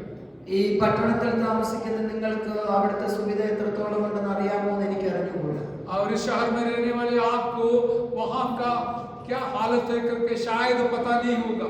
5 ലിറ്റർ വെള്ളം കൊണ്ട് 2 ആഴ്ച അവർ ജീവിക്കും. 5 लीटर पानी से 2 हफ्ता तक वे लोग जीवन जीते थे। ഭക്ഷണം കഴിക്കാൻ വേണ്ടി ഭക്ഷണം ഉണ്ടാക്കാൻ വേണ്ടി മാത്രം വെള്ളം ഉപയോഗിക്കും. और केवल खाना बनाने के लिए ही पानी का इस्तेमाल करते थे। കുളിക്കത്തില്ല, വസ്ത്രം അലക്കത്തില്ല, नहाते थे, कपड़ा धोते थे, കൈ കഴുകത്തില്ല, हाथ नहीं धोते थे, ജനിച്ചേ പിന്നെ തലമുടി വെട്ടിയിട്ടില്ല. और जन्म लेने के बाद कभी भी बाल नहीं कटवाया। 2, 3, 4 മാസം കൂടുമ്പോഴാണ് അവരുടെ ഡ്രസ്സ് പോലും ഒന്ന് മാറുന്നത്. 2, 3, 4 महीने के बाद कपड़ा बदलते हैं। നഖമൊന്നും വെട്ടത്തില്ല. नाखून को नहीं काटते थे। അവര് നമുക്ക് ഭക്ഷണം തരുന്നത് എങ്ങനെയാണെന്ന് നിങ്ങൾക്ക് അറിയാമോ? वो लोग हमें खाना कैसे देते हैं करके क्या आपको पता है क्या? വട്ടത്തിലുള്ള ഒരു ഇലയുണ്ട്. और इस प्रकार गोल एक पत्ती है। അവര് വലിയൊരു ചെരുവത്തിനകത്ത് പുഴുങ്ങി വെക്കും ചോറ്, ഒത്തിരി പേര് കൂടുവാണെങ്കിൽ. और यदि ज्यादा लोग इकट्ठा होगा तो वो एक तपेला में अनाज चावल पका कर रखेगा। എന്നിട്ട് ഞങ്ങളുടെ നാട്ടിലൊക്കെ പറയുന്നത് നീറന്ന ഉറുമ്പിന് പറഞ്ഞു, ഇവിടെ എന്താ പറയുന്നത് എനിക്ക് അറിയത്തില്ല. एक प्रकार का चिट्ठी। അതും പുളിയുള്ള ഒരു ഇലയും കൂടെ ചേർത്ത് ചമ്മന്തി ഉണ്ടാക്കും. दूसरे एक पत्ती के साथ चटनी बनाएगा। ആ ചട്നിയും കൈയും കൊണ്ട് ഇങ്ങനെ ചോറ് വാരി ഇലയ്ക്ക് അതോട് വെച്ച് തരും, കഴിച്ചോളാൻ പറയും. और वो चटनी भी देगा और भात को हाथ से लेकर उस पत्ता में रखेगा। ആ കൈയൊന്നും കണ്ട ജീവിതത്തിൽ മനുഷ്യൻ വെള്ളം കുടിക്കത്തില്ല. वो हाथ को देखेगा तो फिर जिंदगी में पानी नहीं पिएगा। പക്ഷേ വിളി അങ്ങനെ ആയിപ്പോയി, എന്ത് ചെയ്യാൻ? लेकिन क्या करेंगे? बुलाहट इस प्रकार परमेश्वर ने पहुंचा അവരെ യേശുവിന് വേണ്ടി നേടാനുള്ള വിളിയാ. और उनको बचाने के लिए परमेश्वर ने जो बुलाहट दिया वो सुना है। പറ്റത്തില്ലെന്ന് പറയാനൊക്കത്തില്ല. हम कभी मना नहीं कर सकता। പലപ്പോഴും അവിടെ ഇരുന്ന് കഴിക്കാൻ പറ്റാതെ എന്നാൽ ബുദ്ധിമുട്ടി കഴിച്ചിട്ട് അപ്പുറത്ത് മാറി ഛർദ്ദിച്ച എത്രയോ ദിവസങ്ങൾ എന്റെ ജീവിതത്തിലുണ്ട്. और वहां से खाने बिना निकल जा सकता, इसलिए खा लिया लेकिन तुरंत बाहर जाकर दूर जाकर उल्टी किया हुआ कई अनुभव मेरे जीवन में। 1-2 പ്രാവശ്യം മാത്രം, പിന്നെ ശീലമായി.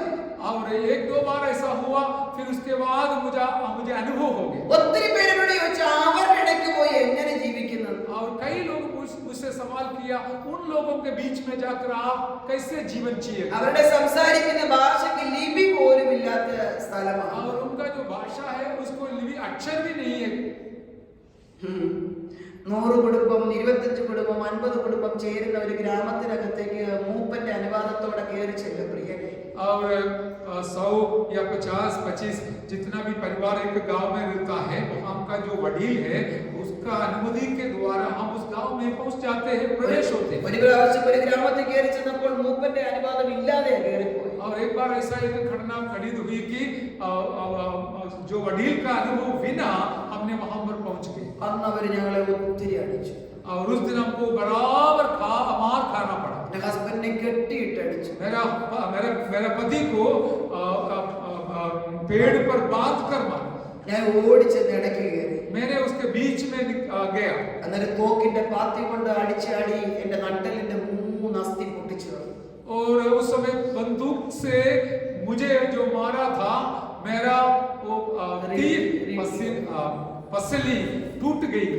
എനിക്ക് നടക്കാൻ പറ്റത്തില്ലാത്ത വിധത്തിൽ അസ്ഥി പൊടിഞ്ഞു.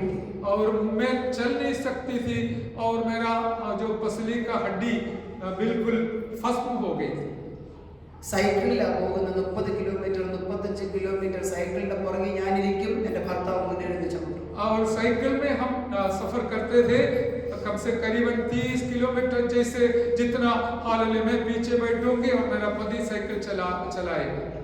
ഇപ്പോഴും പലപ്പോഴും എനിക്ക് നടുവേദന എടുക്കാറുണ്ട് അതിശക്തമായിട്ട്. अभी भी मुझे पीठ में दर्द होती है. പക്ഷേ സിവിയർ അല്ല കേട്ടോ. इतना जबरदस्त नहीं है. അതാ വിളിയുടെ പ്രത്യേകത. അതാ എന്ത് പ്രതിസന്ധി വന്നാലും പുറകോട്ട് തിരിഞ്ഞു നോക്കത്തില്ല, വിളി മനസ്സിലാക്കി കഴിഞ്ഞാൽ. और बुलाहट की महत्व ये है कि कोई भी परिस्थिति क्यों न हो, सदाव क्यों न हो, हम पीछे ना देखेगा ना मुड़ेगा, आगे बढ़ते रहेगा.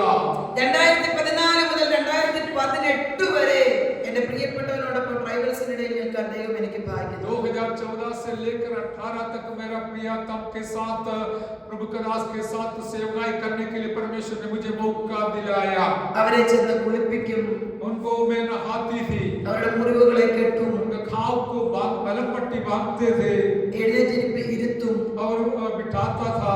അവരുടെ എല്ലാ കാര്യങ്ങളിലും ശ്രദ്ധ ചെലുത്തി അവർക്ക് വേണ്ടി പ്രാർത്ഥിച്ച ഈ യേശുവിനെ അവർക്ക് കൊടുത്തു. हालेलुया. उन लोगों के हर एक बातों में ध्यान देते हुए हालेलुया मैं यीशु प्रभु को उनके लिए बांटा. ഒത്തിരി രോഗികളായിട്ട് കിടക്കുന്ന ആൾക്കാരുണ്ട് ഗ്രാമത്തിനകത്ത്. और वहां पर बहुत सारे बीमार लोग हैं गांव में. ഒത്തിരി പ്രായമായിട്ട് ആരും നോക്കാതെ ഇട്ടേക്കുന്ന മാതാപിതാക്കളുണ്ട് ഗ്രാമത്തിൽ. बहुत बुजुर्ग के लोग हैं जिनको कोई ध्यान नहीं देता है.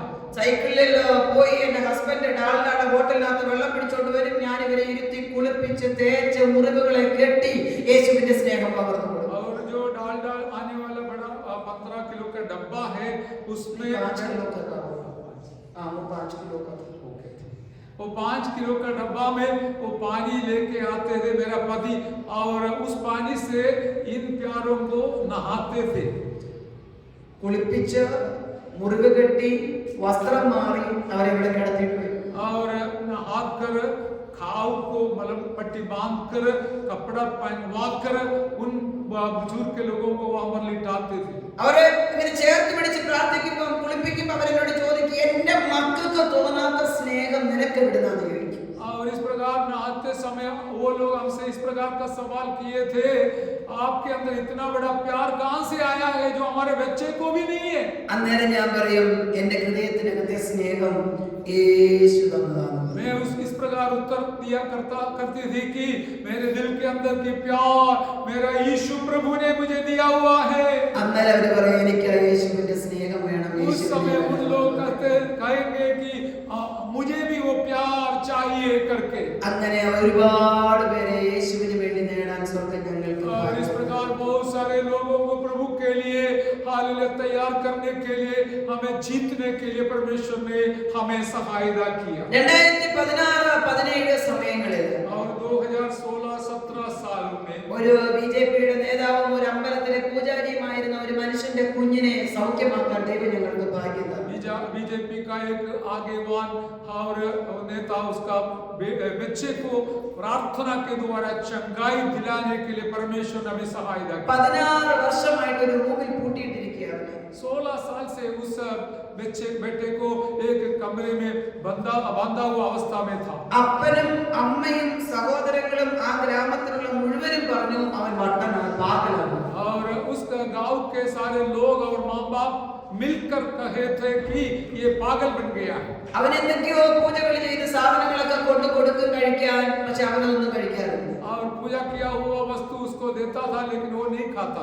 അവനെ അഴിച്ചുവിട്ട റൂം തുറന്നാൽ അവൻ എല്ലാവരും ഉപദ്രവിക്കും. അതുകൊണ്ട് വർഷങ്ങളായി അവൻ അതിനകത്ത് പൂട്ടിയിട്ടിരിക്കും. यदि उसको बंधन तोड़कर निकालेगा तो वो जाके सबको मारेगा, पीटेगा और सताएगा. इसलिए 3 साल से उसको बांध कर रखा था. 16 വർഷമായി.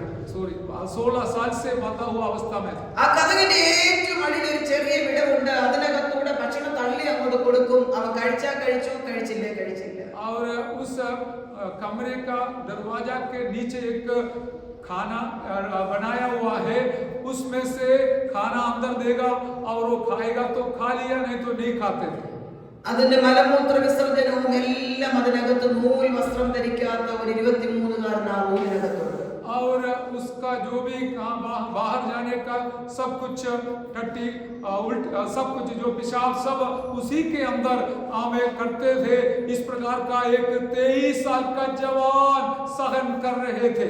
ഞങ്ങൾ ഒരിക്കൽ ഗ്രാമത്തിന്റെ സൈഡിൽ കൂടെ പോയപ്പോൾ ജനലിനകത്തൂടെ കൈയിട്ടിട്ട് ആ ചെറുക്കൻ ഞങ്ങളെ ഇങ്ങനെ കൈയാട്ടി കാണിച്ചു. हालेलुया। उस गांव से जब हम गुजरते समय उस बेटा ने और खिड़की के अंदर से अपना हाथ को इस प्रकार दिखाकर हमको बुलाया। ഛത്തീസ്ഗഢി ഭാഷ में എന്തൊക്കെയോ അവൻ പറയുന്നുണ്ടായിരുന്നു. और छत्तीसगढ़ी भाषा में कुछ बहुत कुछ बोलता था, പക്ഷെ ഞങ്ങൾക്കൊന്നും മനസ്സിലായില്ല. लेकिन हमको कुछ पता नहीं चला। ആദ്യത്തെ ദിവസം ഞങ്ങൾ അവനെ ശ്രദ്ധിച്ചു, ഞങ്ങൾ അങ്ങനെ തന്നെ അങ്ങ് പോയി. और पहला दिन वहां से जब निकला हमने सुना, लेकिन ध्यान हम निकल गए। രണ്ടാമത്തെ ദിവസവും ഞങ്ങൾ അവനെ ശ്രദ്ധിച്ചു, ഞങ്ങൾ ഒന്നും ചെയ്തില്ല. और दूसरे दिन भी हमने सुना, ध्यान दिया, लेकिन कुछ नहीं किया। മൂന്നാമത്തെ ദിവസം അതിലേക്കൂടെ പോയപ്പോൾ ഞാൻ എന്റെ പ്രിയപ്പെട്ടവനോട് പറഞ്ഞു, പപ്പ ഒന്നേ ഞാൻ അവനെ ഒന്ന് നോക്കിയിട്ട് വരട്ടെ എന്ന് പറഞ്ഞു. और तीसरा दिन वहां से निकलते समय आवाज सुनकर मैं मेरा पिता पति से प्रभु के दास से कहा, आप जरा सा रुकिए, मैं जाके थोड़ा देख के आती हूँ। ഞാൻ പോയി നോക്കിയപ്പോൾ ആ കുഞ്ഞിനെ കണ്ട അവസ്ഥ എന്റെ ഹൃദയത്തിൽ ഇപ്പോഴും മറക്കാൻ പറ്റില്ല. और मैं जब उस बेटा को देखा, उसका हालत में अभी भी भूल नहीं सकती हूँ। ആ ജനലിന്റെ മുകളിൽ കൈവച്ച് ഞാൻ അവന് വേണ്ടി പ്രാർത്ഥിച്ചിട്ടു. और वो खिड़की से मैं हाथ उसके ऊपर रखकर उसके लिए प्रार्थना किया। അങ്ങനെ 4-5 ദിവസം ഞങ്ങൾ അങ്ങനെ ചെയ്യാനിടയായി. और 4 दिन इस प्रकार हमने किया। അവന്റെ പപ്പായും അവന്റെ അമ്മയൊക്കെ ദൂരെ നിന്ന് ഞങ്ങൾ ഈ ചെയ്യുന്നത് കാണുന്നുണ്ടായി. और उसका पापा और मम्मी दूर खड़े होकर हम जो करते थे वो देखते थे। ഒരാഴ്ച കഴിഞ്ഞപ്പോൾ ഒരു ഓറിയന്റേഷൻ ക്ലാസ് പോലെ ഗ്രാമത്തിനകത്ത് ഞങ്ങൾ അങ്ങനെ വിളിച്ചു കൂട്ടി യേശുവിനെ കുറിച്ച് പറയാൻ വെച്ചപ്പോൾ ഈ കൊച്ചിനെ ഞങ്ങൾ അവിടെ ഓർപ്പിക്കുവാനിടയായി. और एक हफ्ता के लिए कुछ वचन का या कुछ क्लास वहां पर रखे थे। उस समय अचानक हम इस दिकरा बेटा के बारे में वहां पर बताया। ഞാൻ പറഞ്ഞു, ആ കുഞ്ഞിനെ അടിച്ചുകൊണ്ട് വരാൻ നിങ്ങൾ ആരെങ്കിലും എന്റെ കൂടെ വരാമോ എന്ന് ചോദിച്ചു. मैंने इस प्रकार का सवाल किया था कि आप में से कोई व्यक्ति मेरे साथ आ सकता है, ताकि हम जाकर उस बेटा को बंधन से हमें खोल कर लेके आए। ഒത്തിരി പൈശാചിക മണ്ഡലം അഴിഞ്ഞു പോകുകയും ആൾക്കാർ സ്വതന്ത്രരാകുകയും കണ്ടത് വിശ്വസിച്ച 2 സഹോദരന്മാർ പറഞ്ഞു, ഞങ്ങൾ വരാമെന്ന്. और इस प्रकार का बहुत सारे हमें घटनाओं को देखे हुए लोग जो चंगाई पाए हुए, बांधा हुआ लोगों का चंगाई देखा हुआ 2 भाई लोग मेरे साथ आए। അവരെ രണ്ടുപേരെയും വിളിച്ചുകൊണ്ട് ഞാൻ ആദ്യമേ 16 വർഷത്തിന് ശേഷം ആ ഡോർ തുറന്നു. हालेलुया। और उन दोनों को लेकर उस बेटा के वहां पर गया। 16 साल के बाद उस दरवाजा को खोला और उस दरवाजा खोल दिया। ആ കുഞ്ഞിനെ ഞങ്ങൾ പുറത്തു കൊണ്ടുവന്നു. वो बेटा को हमने बाहर लाया। അവൻ ഒത്തിരി ബലം പിടിച്ചു, ആക്രോശിക്കുവാനൊക്കെ ഇടയായി, പക്ഷെ ബലമായി പിടിച്ചവനെ ഞങ്ങൾ കൊണ്ടുവന്നു. और उसने कुछ बलवा करने का कोशिश किया, लेकिन हमने और बहुत ताकत के साथ उसको पकड़कर बाहर लेके आए। പ്രാർത്ഥനാ സ്ഥലത്ത് കൊണ്ടുവന്ന് ഇരുത്തി അവന് വേണ്ടി പ്രാർത്ഥിച്ചു. അവനിലുള്ള ദുരാത്മാവ്, ദുഷ്ടാത്മാവ് അഴിഞ്ഞു മാറി അവൻ സ്വതന്ത്രനായി. उसको लेके प्रार्थना स्थल जहां पर वचन मनन कर रहे थे, पढ़ा रहे थे, वहां लाकर उसको बिठाया, उसके लिए प्रार्थना किया। उसके अंदर जो दुष्टात्मा था वो बिल्कुल निकल गया, वो आजाद हो गया। ഹല്ലേലൂയ. 16 വർഷത്തിന് ശേഷം അവൻ വസ്ത്രം ധരിച്ചു, തലമുടി വെട്ടി, നഖം വെട്ടി, കുളിപ്പിച്ച് അവനെ നല്ല മനുഷ്യനാക്കി, നല്ലൊരു ജവാനാക്കി ഞങ്ങളുടെ മുമ്പിൽ കൊണ്ടുവന്നു. 16 साल के बाद उसको नहाया, धुलाया और कपड़ा पहनवाया, नखून काटा और खाना खिलाकर अच्छा एक जवान के नाई उसको वहां पर हाले खड़ा कर दिया। ഇന്ന് ഛത്തീസ്ഗഡിൽ ഒരു സഭയുടെ പാസ്റ്ററാണ്.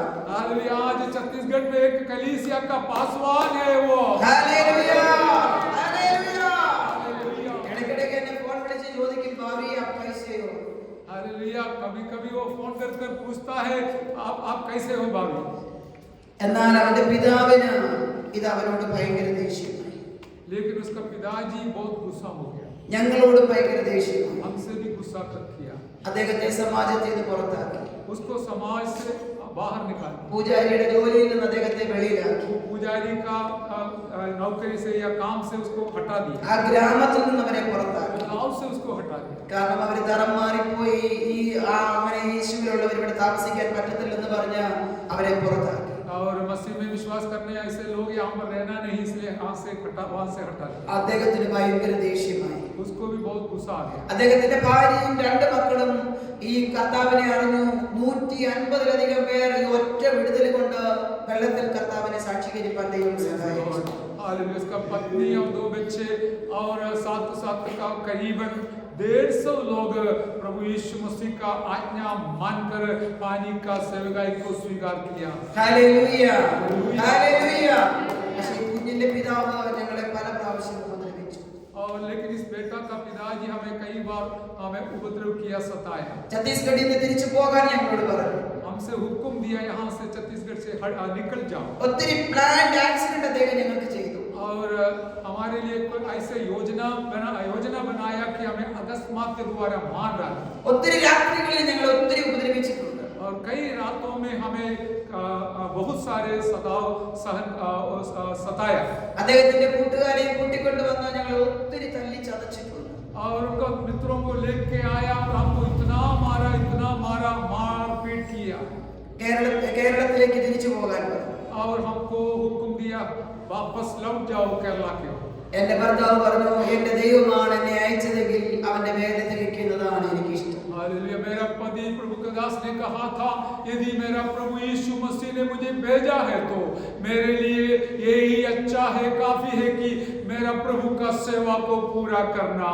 യേശുവിന് വേണ്ടി ഒന്നെങ്കിൽ ഞാൻ ഛത്തീസ്ഗഡ് നേടും, അല്ലെങ്കിൽ ഛത്തീസ്ഗഡിൽ കിടന്നു തന്നെ ഞാൻ മരിക്കട്ടെ എന്ന് അദ്ദേഹം പറയുവാനാണ്. वो अपना मुंह से इस प्रकार कहा कि हाल यदि मैं छत्तीसगढ़ को प्रभु के लिए जीत लूं, नहीं तो यहाँ मेरा अंत हो जाओ। കർത്താവിന്റെ സന്നിധിയിൽ അത്തരത്തിൽ സമർപ്പിക്കപ്പെട്ട ഒരു ഭക്തനായിരുന്നു എന്റെ ഭർത്താവ്. इतना बड़ा एक गहरा समर्पण किया हुआ एक संत था मेरा पति। അദ്ദേഹത്തിന്റെ ആഗ്രഹം പോലെ തന്നെ സംഭവിച്ചു. और उसका इच्छा जैसे उसके जीवन में खड़ित हुई। 2018 ജൂലൈ മാസം 2-ാം തീയതി और 2018 ജൂലൈ 2 तारीख को ഈ മോന്റെ പിതാവും അദ്ദേഹത്തിന്റെ രണ്ട് കൂട്ടുകാരും ചേർന്ന് വഴിയിൽ യാത്ര ചെയ്ത എന്റെ പ്രിയപ്പെട്ടവനെ പിടിച്ചു നിർത്തി. और इस बेटा का पिताजी और उसका 2 मित्र मिलकर मेरा पति को रास्ता में पकड़कर खड़ा कर दिया। രണ്ടുപേരെ റോഡിൽ അദ്ദേഹത്തെ കമഴ്ത്തി കിടത്തി ബലമായി. और 2 लोग उसको उल्टा सुलाया। 43 വയസ്സ് മാത്രമേ അദ്ദേഹത്തിന് അന്ന് പ്രായമുണ്ടായിരുന്നു. उस समय मेरा प्रभु का दास को केवल 43 साल का था। മൂന്നാമത്തെ ആള് അദ്ദേഹത്തിന്റെ തലയിൽ കൂടെ വണ്ടി കയറ്റി വിട്ട് അദ്ദേഹത്തിന്റെ തല സ്മാഷ് ചെയ്ത് ഈ ഭൂമിയിൽ നിന്ന് കൊന്നു കളഞ്ഞു. और तीसरा व्यक्ति इस प्रकार मेरा और प्रभु के दास के सिर के ऊपर से गाड़ी चलाकर उसको वहां पर खत्म कर दिया। എത്ര പ്രാവശ്യം അങ്ങോട്ടും ഇങ്ങോട്ടും തലയിൽ കൂടെ വണ്ടി കയറ്റി വിട്ടു എന്ന് എനിക്കറിയില്ല. ശരീരം ഞങ്ങൾക്ക് കിട്ടിയപ്പോൾ ആ ശരീരത്തിൽ തലയുണ്ടായിരുന്നില്ല. कितने बार उसके सर के ऊपर से गाड़ी चलाया करके हमको पता नहीं है, लेकिन जब उसका लाश हमको वापस मिला तब उस शरीर में सिर बिल्कुल नहीं था। Hallelujah, hallelujah, hallelujah. 5-ാം തീയതി पूरी हो जा हाथों में जीवन मेरा है तू, मैं मिट्टी हूँ तू है कुआं, मुझको बना मुझको चला, मैं मिट्टी हूँ तू है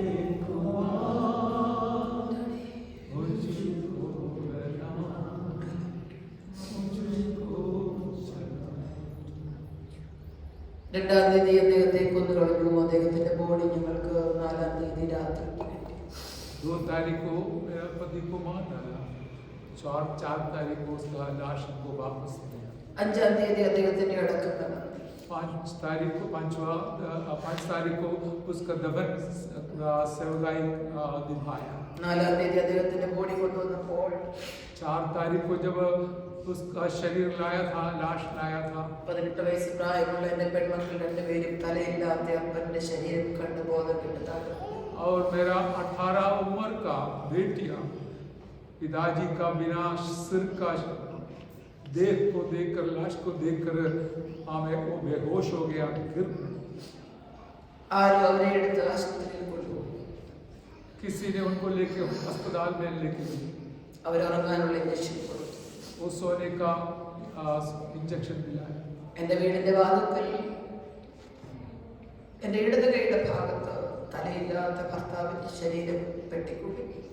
और मेरे जो कमरे के अंदर और पेटी के अंदर बिना लाश का एक लाश, बिना सिर का एक लाश मेरे बाएं बाजू में रखा। എന്റെ വലത് കൈയുടെ ഭാഗത്ത് ഉറങ്ങാനുള്ള ഇഞ്ചക്ഷൻ കൊടുത്ത് ബോധമില്ലാതെ കിടക്കുന്ന രണ്ട് പെൺമക്കൾ. और मेरे दाहिने बाजू में सोने का दवा दिया हुआ 2 बेटियां बैठे। ഒരു പ്ലാസ്റ്റിക് കസേരയിൽ നടുക്കിരുന്ന് രണ്ടിന്റെയും മുകളിൽ കൈവച്ച്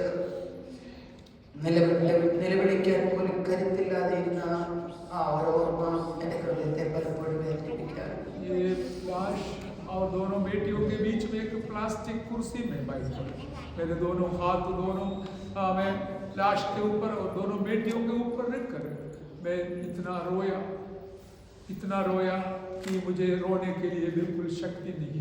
ഒരു കാര്യം മാത്രമേ അന്നും ഇന്നും എന്നും എന്റെ അപ്പയോട് ഞാൻ ചോദിക്കുന്നു. मैंने एक ही बात सिर्फ मेरा पापा से उस समय और आज भी और हमेशा पूछती हूँ। എനിക്ക് കഷ്ടത വേണ്ടെന്ന് ഞാൻ പറയാറില്ല. और मुझे सताव नहीं चाहिए करके मैं कभी नहीं बोलूँ। വേദന വേണ്ടെന്ന് ഞാൻ പറയാറില്ല. दर्द नहीं चाहिए करके मैं नहीं बोलूँ। പ്രതിസന്ധി വേണ്ടെന്ന് ഞാൻ പറയാറില്ല. और विपरीत परिस्थिति नहीं चाहिए करके मैं कभी नहीं बोलूँ। പക്ഷേ എന്നെ വിട്ടിട്ട് പോകരുതെന്ന് और मुझे छोड़कर नहीं जाना करके मैं हमेशा बोलती हूँ। എത്ര പേര് പ്രാർത്ഥിക്കും ഡാഡി എന്നെ വിട്ടിട്ട് പോകരുത്. आप हमें से कितने लोग इस प्रकार कहेंगे कि मेरे पिताजी, मेरे डैडी, आप मुझे छोड़कर मत जाइए। നമ്മൾ കഷ്ടത മാറാൻ പ്രാർത്ഥിക്കുന്നവരാണ്. हमारा प्रार्थना इस प्रकार है कि हम कोई सताव नहीं चाहिए, उसको हटाने के लिए प्रार्थना करें। രോഗം മാറാൻ പ്രാർത്ഥിക്കുന്നവരാണ്. बीमारी हटाने के लिए प्रार्थना करने वाले। സാഹചര്യങ്ങളെല്ലാം സേഫ് സോണിലേക്ക് വരാൻ പ്രാർത്ഥിക്കുന്നവരാണ്. हमारा परिस्थिति सब अच्छा परिस्थिति आने के लिए होने के लिए प्रार्थना करें। ഒരിക്കലെങ്കിലും പ്രാർത്ഥിച്ചിട്ടുണ്ടോ ഡാഡി എന്നെ വിട്ടിട്ട് പോകരുത്? लेकिन हमें से कितने लोग कभी भी प्रार्थना किया है क्या, मेरे पिता, पापा, मेरे डैडी, आप मेरे साथ रहना, आप मुझे छोड़कर मत जाना। ഇന്ന് രാവിലെയും എനിക്ക് പ്രാർത്ഥിക്കാൻ അത് മാത്രമേ ഉള്ളൂ. आज सुबह भी मुझे वही प्रार्थना विषय था। അപ്പാ എന്നെ വിട്ടിട്ട് പോകരുത്. पिताजी, आप मुझे छोड़कर मत जाना। അപ്പ കൂടെ ഉണ്ടെങ്കിൽ നമ്മൾ ജയിക്കും. यदि पिताजी हमारे साथ है तो परमेश्वर हमारे साथ है तो अप्पा हम जरूर जीतेगा। അപ്പ കൂടെ ഉണ്ടെങ്കിൽ നമ്മുടെ തല കുനിയത്തില്ല. और यदि हमारा पिताजी हमारे साथ है तो हमारा सिर झुकने नहीं देगा। അപ്പ കൂടെ ഉണ്ടെങ്കിൽ നമുക്ക് സൗഖ്യമുണ്ട്. यदि वो पिताजी हमारे साथ है तो हमें चंगाई है। അപ്പ കൂടെ ഉണ്ടെങ്കിൽ ആരൊക്കെ തള്ളിക്കളഞ്ഞാലും നമ്മൾ സന്തോഷത്തോടെ ജീവിക്കും. और पिताजी हमारे साथ है तो कोई भी हमें त्याग दे, इनकार करे, लेकिन हालेलुया हम वो सब सहन कर आगे ही बढ़ेंगे। അദ്ദേഹത്തിന്റെ അടക്കം കഴിഞ്ഞതിന്റെ രണ്ടാമത്തെ ദിവസം ഭർത്താവിന്റെ വീട്ടുകാരും ഞങ്ങളെ പുറത്താക്കി. और प्रभु का दास का दफन विधि का सेवकाई निभाने के दूसरे दिन मेरा ससुराल से मुझे हटा दिया। അത് ഇതുകൊണ്ടായിരുന്നു എനിക്ക് രണ്ട് പെൺമക്കളാണ്. और उसका कारण यही था कि मुझे तो 2 लड़कियां थी। എന്റെ ഭർത്താവിന്റെ അനിയൻ എന്നോട് വന്ന് ഇങ്ങനെ പറഞ്ഞു. मेरे पति का छोटा भाई मुझसे इस प्रकार कहा था, യേശു പറഞ്ഞിട്ട് നീ എന്റെ സഹോദരനെ ഛത്തീസ്ഗഡിൽ വിട്ടു. यीशु ने कहा इसलिए तू मेरा बड़ा भाई को छत्तीसगढ़ में भेजा था।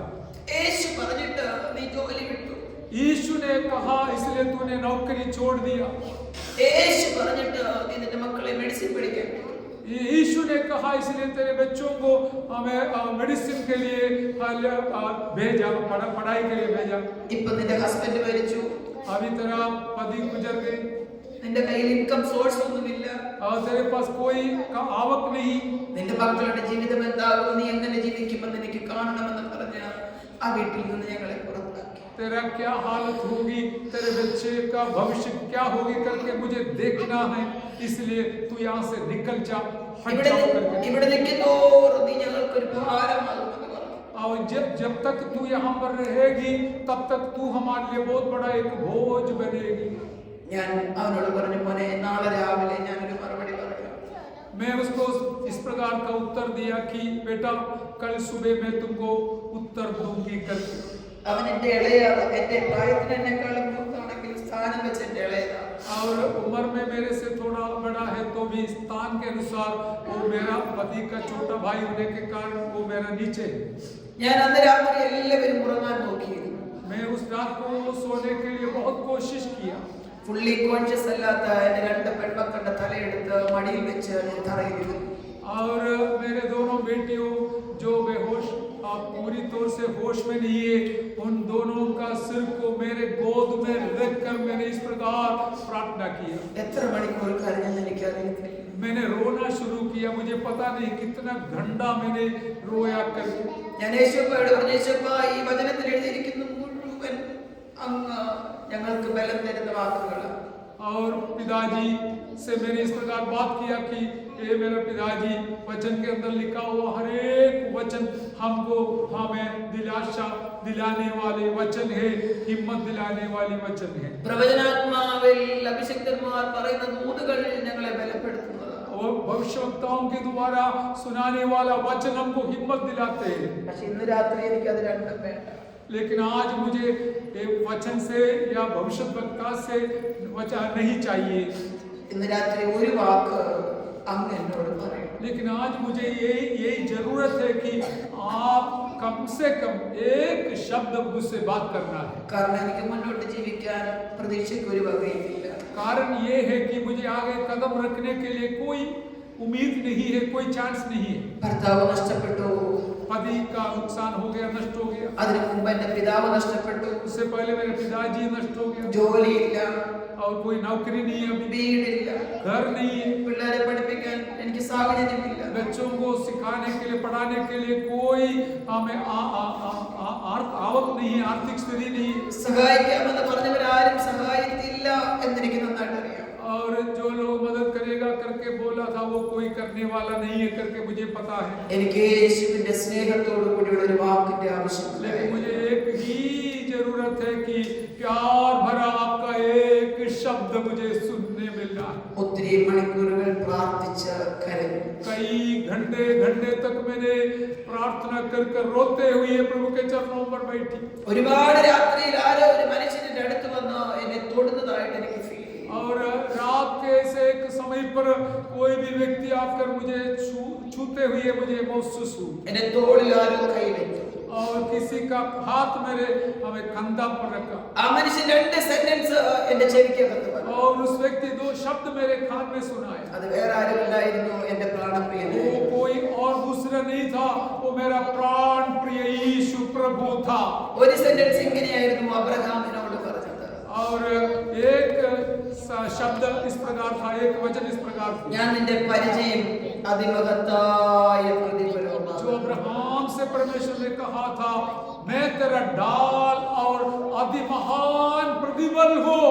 രണ്ടാമത്തെ ശബ്ദം ഇങ്ങനെയായിരുന്നു, ഇന്ന് രാത്രി ഞാൻ നിന്റെ വലക്കരത്തിൽ പിടിക്കുകയാണ്. और दूसरा वचन ये था कि आज रात से मैं तेरा दाहिने हाथ में पकड़ रहा हूं। കഴിഞ്ഞ 11 വർഷമായി എനിക്കറിയാം എന്റെ അപ്പൻ എന്റെ കയ്യിൽ പിടിച്ചിട്ടുണ്ട്. ओ हालेलुया, पिछले 11 साल से मुझे अनुभव हुआ कि मेरा स्वर्गीय पिता परमेश्वर, मेरा पिताजी मेरे दाहिने हाथ में पकड़कर मुझे चलाया। കഴിഞ്ഞ 7 വർഷമായിട്ട് എനിക്ക് നല്ല ഉറപ്പുണ്ട് എന്റെ പ്രാണപ്രിയൻ എന്റെ കയ്യിൽ പിടിച്ചിട്ടുണ്ട്. और पिछले 7.5 साल से मुझे पक्का अनुभव मिला कि परमेश्वर मेरा पिताजी मेरे हाथ पकड़कर मुझे चला रही है। ഒരുപാട് പ്രതിസന്ധികളെ ജീവിതത്തിൽ കാണേണ്ടി വന്നു. बहुत सारे घटना हालेलुया, बहुत सारे समस्या मुझे सामना करना पड़ा। എല്ലാവരും വിട്ടിട്ട് മാറി. और सब लोग मुझे छोड़कर चले। എന്നെ സഹായിക്കണമെന്ന് ഓർത്ത സകല മനുഷ്യരും പിന്തിരിഞ്ഞു. और मुझे मदद करने बोला हुआ सारे लोग मुझे छोड़कर चले गए, पीछे मुड़कर। വിശന്ന് കരയുന്ന എന്റെ മക്കൾക്ക് കൊടുക്കാൻ എനിക്ക് ഭക്ഷണം ഉണ്ടായിരുന്നില്ല. भूखा रोने वाले मेरे बच्चों को खिलाने के लिए मेरे पास खाना नहीं थी।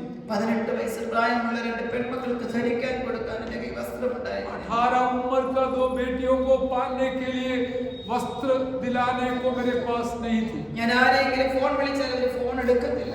मैं किसी को फोन करेगा तो वो लोग फोन नहीं उठाते थे। ആരും എന്റെ വീട്ടിൽ വരത്തില്ല. कोई भी मेरे घर पे नहीं आते थे। എന്റെ ഇളയ മോള് ചോദിക്കും, നമ്മൾ മാത്രം എന്താ മമ്മി അനാഥരായി പോയെ? और मेरा छोटी बेटी इस प्रकार मुझसे सवाल करती थी, मम्मी हम केवल क्यों अनाथ हो गए? നമ്മളെ മാത്രം സഹായിക്കാൻ എന്താ ഈ ലോകത്ത് ആരുമില്ല? क्या केवल हमें मदद करने के लिए दुनिया में कोई नहीं है क्या? എന്റെ നടുവിന്റെ പ്രശ്നം ആ തോക്കിന്റെ പാത്തിക്ക് അടികൊണ്ടത് ആ സമയത്ത് ഒത്തിരി ഭയാനകമായി കൂടുവാനിടയായി. और उस समय पर मेरे पीठ पर जो बंदूक से मार खाया था उसका मुझे बहुत बुरी अनुभव दर्द सहन करनी पड़ी। എന്റെ കാല് വലത് കാല് ഫുള്ള് പാരലൈസ് ആയി പോയി. मेरे देहने पैर हालेलुया लकवा जैसे हो गए। ആരും സഹായിക്കാനില്ല. कोई मदद करने के लिए नहीं। ഈ കാല് തറയിലൂടെ വലിച്ചുകൊണ്ടായിരുന്നു വീടിനകത്തൂടെ പോലും ഞാൻ നടന്നത്. मैंने इस पैर को जमीन से किस के कमरे के अंदर से चलती थी। കുളത്തിന്റെ കരയിലും വേലി സൈഡിൽ നിൽക്കുന്ന ഇലകളെല്ലാം പറിച്ച് ഞാൻ എന്റെ മക്കളുടെ വിശപ്പടക്കാൻ തുടങ്ങി. और जो छोटा सा कुआं जैसे कुंड जैसे तालाब जैसे है उसके चारों ओर रहने वाला जो पौधा का पत्ती को निकाल कर मेरे बच्चों को मैं खिलाती थी। എനിക്കറിയത്തില്ല അത് വിഷമുള്ളതാണോ വിഷമില്ലാത്തതാണോ, ഇത് കഴിച്ചാൽ കുഞ്ഞുങ്ങൾക്ക് എന്തെങ്കിലും സംഭവിക്കുമോ ഇല്ലയോ എന്നൊന്നും എനിക്കറിയില്ല. मुझे ये पता नहीं था उसमें से कोई जहर लायक है। आपको पता है कुछ पत्ती जो वाले उसमें पॉइजन है, जहर है, लेकिन मुझे पता नहीं था जहर वाला है या नहीं। लेकिन मैं विश्वास के साथ उसको निकाल कर लाया और मेरे बच्चों को खिलाया। ഇത് ഉപ്പും മഞ്ഞപ്പൊടിയും മാത്രം ഇട്ട് അടുപ്പത്ത് വെച്ച് ചൂടാക്കിക്കൊണ്ടിരിക്കുമ്പോൾ എന്റെ കണ്ണുനീര് അതിനകത്ത് വീണിട്ടുണ്ട്. എനിക്ക് പേടിയായിരുന്നു എന്റെ മക്കൾക്ക് എന്തെങ്കിലും സംഭവിക്കുമോ എന്ന്. और उसको जब उबालते समय केवल नमक और हल्दी डालकर उबालते समय मेरा आंसू उस हालेलुया मटका के अंदर या बर्तन उसके अंदर गिरती थी। ഞാൻ പ്രാർത്ഥിക്കുമായിരുന്നു, കർത്താവേ എന്റെ കുഞ്ഞുങ്ങൾക്ക് ഒരു ദോഷവും വരരുത്. मैंने इस प्रकार प्रार्थना करती थी, मेरे प्रभु जी मेरे बच्चों को कोई हानि नहीं होना। ആർക്കും ഒരു ദോഷം വരരുത്, കാരണം എനിക്ക് പിന്നെ വേറെ ആരുമില്ല ഈ ഭൂമിയിൽ. और यदि उसको कुछ होगा तो मुझे दूसरा कोई नहीं, इसलिए उसको कोई हानि नहीं होगी। ഒത്തിരി പ്രാർത്ഥിച്ചു, ഒത്തിരി കരഞ്ഞു, എന്റെ ദൈവം ദോഷമൊന്നും ചെയ്തില്ല. और मैंने बहुत प्रार्थना किया, बहुत रोया, लेकिन मेरा प्रभु ने मुझे कोई हालेलुया तकलीफ नहीं दिया, कोई कष्ट नहीं दिया। രാത്രിയിൽ കയ്യിൽ പിടിക്കാമെന്ന് പറഞ്ഞ അന്നത്തെ ശബ്ദം, और उस रात को मुझे सुनाया हुआ वो वाणी, मैं तेरी दाहिने हाथ पकड़ लूंगा। ഇന്ന് വരെ എന്റെ മക്കളെ കൊണ്ടുവന്നു. आज तक मेरे बच्चे और मुझे लेके आए। ഒത്തിരി പേര് ചലഞ്ച് ചെയ്ത് പറഞ്ഞു, നിന്റെ മക്കളെ പഠിപ്പിക്കുന്ന കാണണം. और कुछ लोग चुनौती देकर हालेलुया मुझसे कहा, हम देख लेंगे कि तुम कैसे अपने बच्चों को शिक्षण देंगे, पढ़ाई दिलाएंगे। എന്റെ ഹസ്ബൻഡിന്റെ വീട്ടുകാരനോട് പറഞ്ഞു, നീ പഠിപ്പിക്കുന്ന കാണണം, നീ കെട്ടിക്കുന്ന കാണണം, നിന്റെ രണ്ട് പെൺമക്കളെ എങ്ങനെ ജീവിക്കുന്ന കാണണം എന്നോട് ചലഞ്ച് ചെയ്തു. और मेरे ससुराल से हमारे भाई लोग इस प्रकार मुझे चुनौती दिया, पड़कार दिया, हम देखने बैठे हैं, तू तेरे बच्चों को कैसे सिखाएंगे, शिक्षण देंगे, कैसे शादी करवाएंगे, कैसे आगे बढ़ाएंगे करके हमें इंतजार कर रहा है। എന്റെ കയ്യിൽ പിടിക്കാമെന്ന് പറഞ്ഞവന്റെ കയ്യിൽ ഞാൻ കയറി പിടിച്ചു. എന്നെ ഇതുവരെ കർത്താവ് വിട്ടില്ല. मेरे हाथ को पकड़ूंगा करके बताया हुआ उस पिताजी के हाथ में मैंने पकड़ लिया, और आज तक मेरा गवाही ये है कि उसने कभी ना छोड़ा मुझे। आज तक मैं उसके साथ रहती हूँ। Hallelujah, hallelujah, hallelujah. ആരോടും ഒരു സഹായം ചോദിക്കാൻ എന്റെ ദൈവം എന്നെ അനുവദിച്ചു. मेरा जीवन में ये ऐसा कभी नहीं हुआ कि किसी के सामने हाथ लंबा करने के लिए सहायता मांगने के लिए। ആരുടെയും വീട്ടിൽ ഒരു രാത്രി ഉറങ്ങാൻ പോകാൻ എന്നെയും എന്റെ മക്കളെ ദൈവം അനുവദിച്ചു. किसी के घर पे जाकर रात को निकालने के लिए परमेश्वर ने अनुमति नहीं दिया मुझे और मेरे बच्चों को। എന്ന് എൻ്റെ പ്രിയപ്പെട്ടവർ എന്നെ വിട്ടോ അന്ന് സ്വർഗ്ഗം എന്നെ പിടിച്ചു. आमीन। जिस दिन मेरा पति मुझे छोड़कर चला गया उस दिन मेरा पिता स्वर्ग से मुझे पकड़ लिया. അന്ന് മുതൽ ഇന്ന് വരെയും ആ പ്രാണപ്രിയന്റെ സ്നേഹം ഞങ്ങളുടെ ജീവിതത്തിൽ उस दिन से लेकर आज तक उस प्राण प्रिय प्रभु का प्यार हम अनुभव करते आ रहे हैं. പ്രിയരെ, എൻ്റെ കുഞ്ഞുങ്ങളുടെ വിദ്യാഭ്യാസം ദൈവം ഏറ്റെടുത്തു. मेरे प्यारों, मेरे बच्चों का हमें शिक्षण का पढ़ाई का जिम्मेवारी परमेश्वर ने ले लिया. രണ്ടുപേരും MBBS ആദ്യത്തെ വർഷം പഠിച്ചുകൊണ്ടിരുന്നപ്പോൾ അവരുടെ പിതാവ് മരിക്കുന്നു. और मेरा बच्चे दोनों MBBS का पहला साल पढ़ाई करते समय मेरा पति का मृत्यु हुआ था. പിന്നെയും 5 വർഷം അവരുടെ ജീവിതത്തിൽ ബാക്കിയുണ്ടായത്. और बाकी 5 साल था. പക്ഷേ എങ്ങനെ പഠിച്ചു എന്ന് ചോദിച്ചാൽ എനിക്കറിയത്തില്ല. स्वर्गन രണ്ടുപേരെയും പഠിപ്പിച്ചിറക്കി. मुझे पता नहीं कैसे बाकी सालों का खर्चा हुआ करके खर्चा हो गया करके, लेकिन परमेश्वर ने अपनी हिसाब से अपनी इच्छा के अनुसार उनका हालेलुया पढ़ाई को पूरा करने के लिए सहायता किया है. രണ്ടുപേരുടെ ഗ്രാജുവേഷൻ അനുഗ്രഹിക്കപ്പെട്ട രീതിയിൽ എൻ്റെ ദൈവം നടത്തി. दोनों का ग्रेजुएशन हालेलुया समाप्त करने के लिए अच्छी तरह से होने के लिए परमेश्वर ने सहायता की. എൻ്റെ ഭർത്താവിന്റെ വീട്ടുകാരോ എൻ്റെ വീട്ടുകാരോ ആരും ഞങ്ങളാണ് സഹായിച്ചത് എന്ന് പറയാൻ ആരും ദൈവം അനുവദിച്ചു. मेरा ससुराल के कोई भी व्यक्ति को परमेश्वर ने ऐसा मौका नहीं दिलाया कि हमने उसको मदद किया करके बोलने के लिए. എൻ്റെ വീട്ടുകാരെ ദൈവം അനുവദിച്ചു. मेरे घर के लोगों को भी अवसर नहीं दिलाया. ആർക്കും ഈ ഭൂമിയിൽ പറയാൻ റൈറ്റ്സ് ഇല്ല ഞാൻ കൊടുത്തിട്ടാണ് ആൻസി പൗലോസും മക്കളും ജീവിച്ചത്. और इस आकाश के नीचे किसी के पास हिम्मत नहीं है ऐसा बोलने के लिए मुझे मैं देने के वजह से आंसी पौलोस और उनके 2 बच्चों आज जिंदा है या उनका काम पूरा हुआ है करके. ഒന്നിനെ കുറിച്ച് വിചാരപ്പെടാതെ और कोई भी बातों को विचार करने എൻ്റെ പ്രാണപ്രിയന്റെ വിളി മനസ്സിലാക്കി मेरा प्राण प्रिय प्रभु का बुलाहट को समझकर അവന്റെ പിന്നാലെ പോയാൽ ആരുടെയും മുമ്പിൽ തലകുനിക്കാൻ ദൈവം നമ്മളെ यदि हम उसके पीछे ईमानदारी के साथ जाएगा तो आप किसी के सामने हाथ लंबा करने के लिए अवसर नहीं दिलाएगा. വായിച്ച വാക്യം ഇങ്ങനെയാണല്ലോ, സഹോദരന്മാരെ നിങ്ങളുടെ വിളിയെ നോക്കുവിൻ. और पढ़ा हुआ वचन इस प्रकार है कि हे मेरे भाइयों तुम्हारा बुलाहट को जान लो. നിങ്ങൾക്ക് എല്ലാവർക്കും സുപരിചിതനായ ഒരു വ്യക്തിയാണ് അബ്രഹാം. और हम सबको सुपरिचित व्यक्ति है अब्राहम. അബ്രഹാമിനോട് യഹോവയായ ദൈവം പറഞ്ഞു, ഉൽപ്പത്തി പുസ്തകം 12-ാം അധ്യായത്തിൽ അബ്രഹാമിനോട് ദൈവം പറഞ്ഞു, നീ നിന്റെ ദേശത്തെയും ചാർച്ചക്കാരെയും പിതൃഭവനത്തെയും വിട്ട് ഞാൻ നിന്നെ കാണിപ്പാൻ ഇരിക്കുന്ന ദേശത്തേക്ക് പോകാൻ. उत्पत्ति 12 अध्याय में हम देखते हैं परमेश्वर ने अब्राहम से कहा तू अपना खानदानों को छोड़कर हालेलुया गांव को छोड़कर मैं जो देश तुमको दिखाने जा रहा हूं वहां पर चल पड़ने के लिए और निकलने के लिए परमेश्वर ने कहा. വിളി മനസ്സിലാക്കിയവന്റെ ഒന്നാമത്തെ പ്രത്യേകത जो बुलाहट को समझने वाले व्यक्तियों का पहला स्वभाव यही है. അവൻ മറ്റുള്ള സാഹചര്യങ്ങളെ നോക്കില്ല, വിളിച്ചവന്റെ ലക്ഷ്യം മാത്രം. और परिस्थिति को ना देखा, लेकिन जो जिसने बुलाया उसका बुलाहट को सुनकर हालेलुया आगे चला. വിളി മനസ്സിലാക്കിയവന്റെ ഒന്നാമത്തെ പ്രത്യേകത സാഹചര്യത്തെ നോക്കില്ല, ലക്ഷ്യത്തിലേക്ക് മാത്രം നോക്കിയുള്ള യാത്രയായി. बुलाहट को स्वीकार किया हुआ व्यक्ति का यही अनुभव है कि वो वातावरण को और चारों ओर ना देखेगा, लेकिन जिसने बुलाया उसकी ओर देखेगा. അബ്രഹാമിന്റെ പ്രത്യേകത ഭയങ്കരമാണ് പ്രിയരെ. और अब्राहम का खासियत बहुत बड़ा है मेरे प्यारे. ഇങ്ങനൊന്നും ഇറങ്ങി പോകേണ്ട ആളേ അല്ല അബ്രഹാം. और इस प्रकार चलने का एक व्यक्ति नहीं था अब्राहम. അബ്രഹാമിനെ കുറിച്ച് പറയുന്നത് ബഹുസമ്പന്നനായിരുന്നു. अब्राहम के बारे में वचन में लिखा है कि वो बहुत हमें संपन्न व्यक्ति है, हमें धनवान व्यक्ति है. അദ്ദേഹത്തിന് ദാസീദാസന്മാരും അഭ്യാസികളും ഇഷ്ടം പോലെ സ്വത്തുമുള്ള വ്യക്തിയായിരുന്നു. उनके पास दास और दासीदास लोग थे और जो लड़ने लायक लोग थे, सिपाही जैसे.